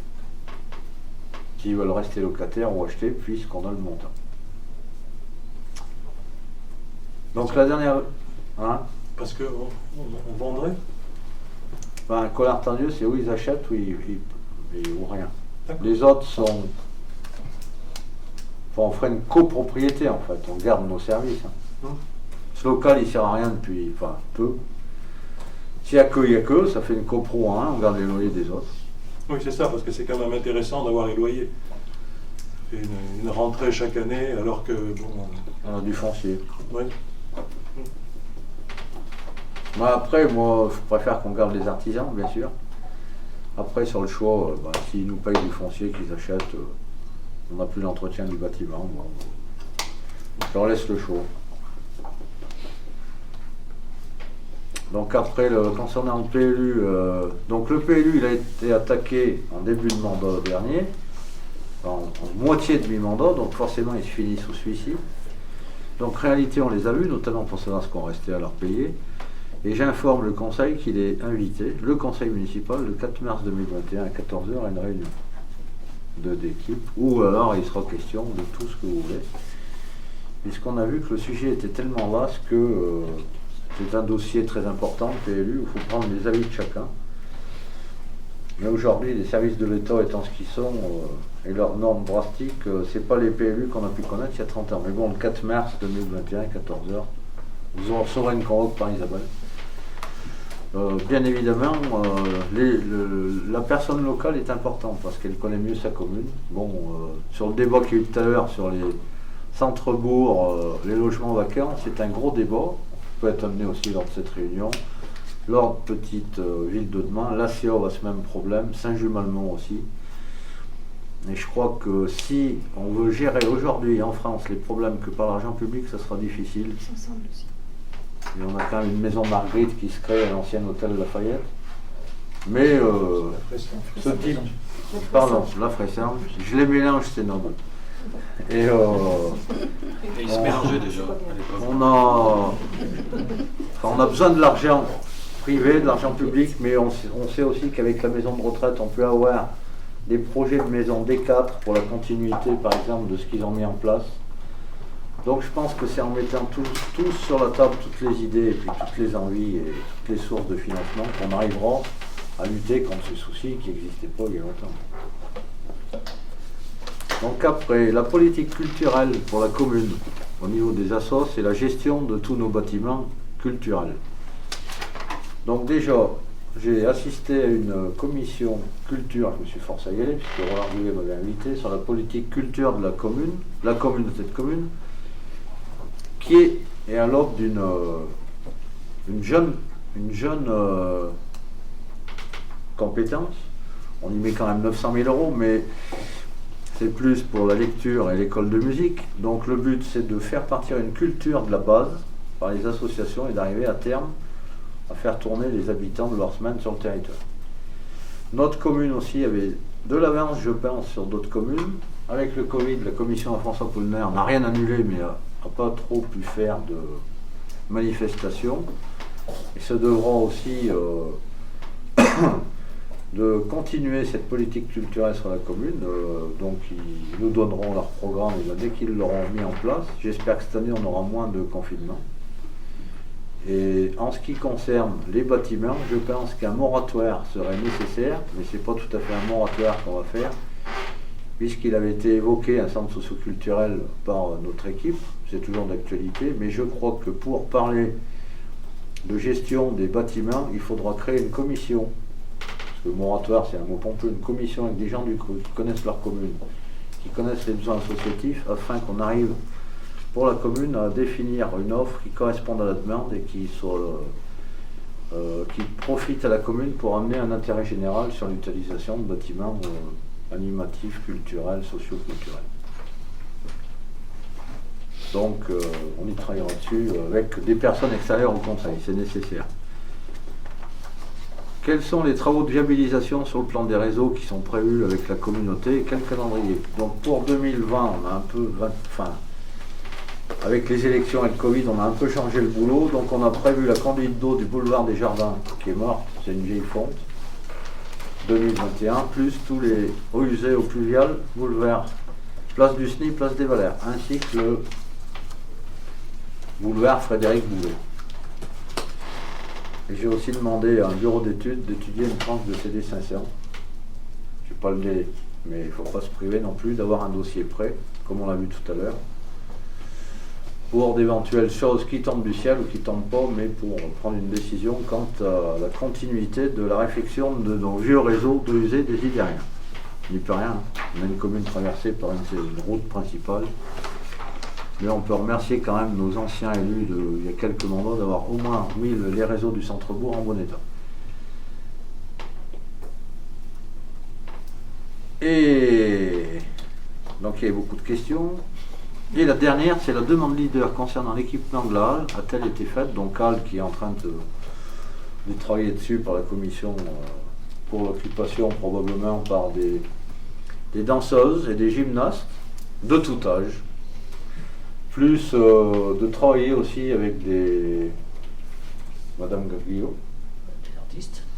Donc voilà, c'est le début. Bon, déjà, il faut optimiser, mais il faut faire attention aux frais de fonctionnement aussi. Peut-être avec le marché, la réflexion en est à son début. De toute façon, il faut utiliser cette place centrale du village qui participera au dynamisme de nos commerces. Dominique Durieux avec sa commission réfléchissent aussi, plus Serge Fournel, à l'aménagement de la place des droits de l'homme, le parvis devant, la circulation, parce que là aussi il y a un enjeu important. Il ne faut pas s'affoler, il vaut mieux prendre son temps, bien concerter tout le monde.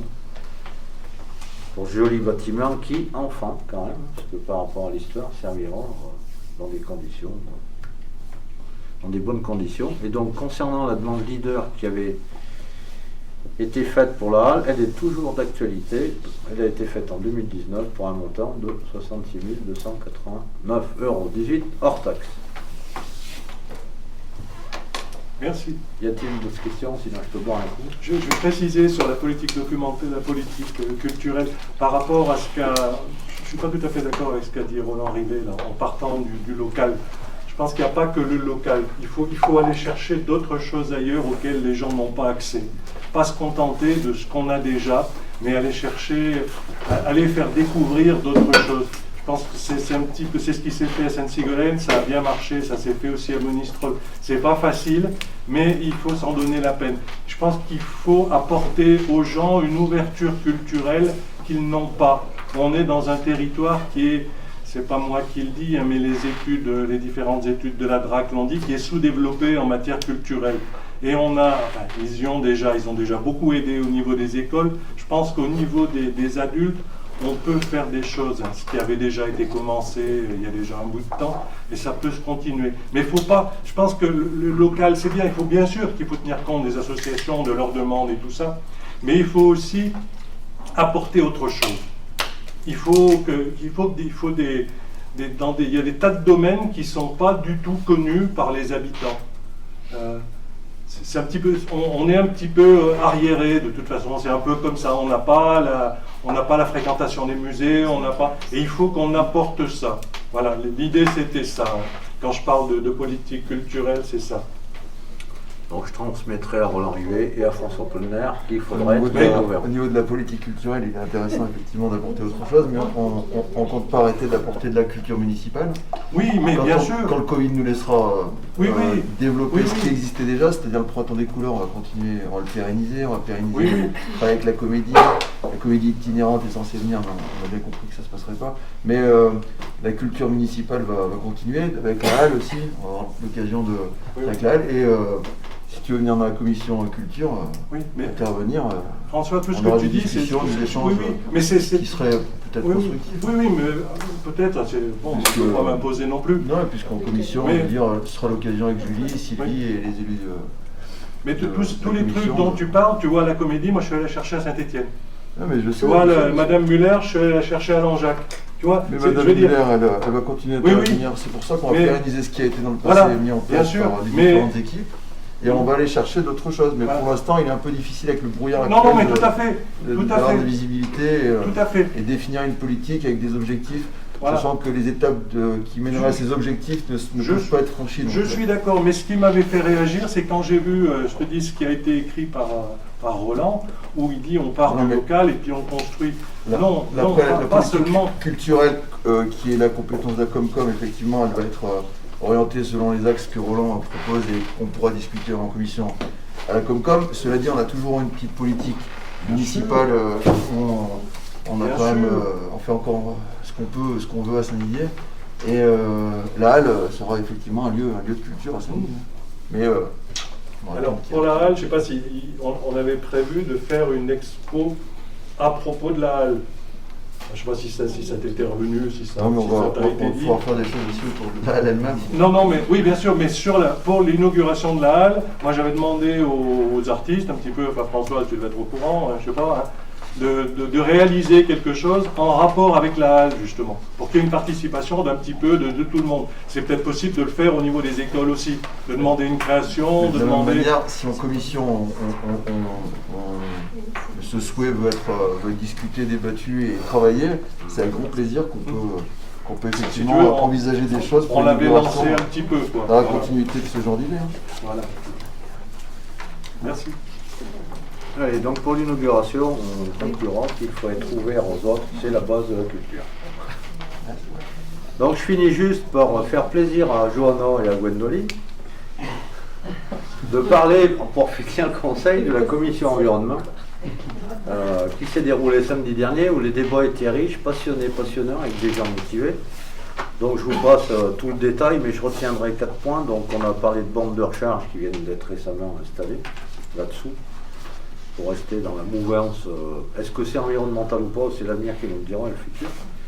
Et je retiendrai 3 points, après il y en a eu d'autres, mais on y travaillera au courant d'année. On a parlé de la sécurisation de notre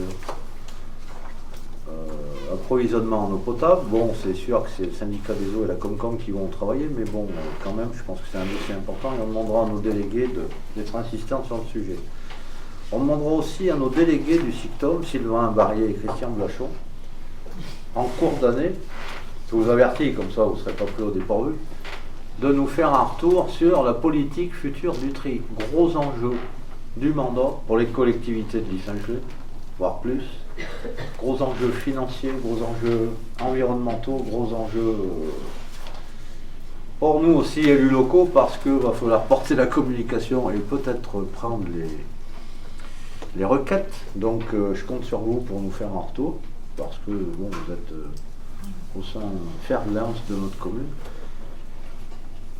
Sachant que c'est quand même une compétence communautaire, mais on a toujours des délégués communaux, donc voilà. Et enfin, dans le premier semestre, on aura une grosse commission sur l'éclairage public, où on invitera le CEMAV, les délégués du CEMAV, Dominique Durieux, parce que c'est son ancien métier, et puis je pense qu'il y a un gros enjeu aussi sur l'éclairage public pour la commune. Et avant que les lampes s'éteignent, je vous souhaite à tous une bonne nuit. Merci pour ce conseil. On termine, hein.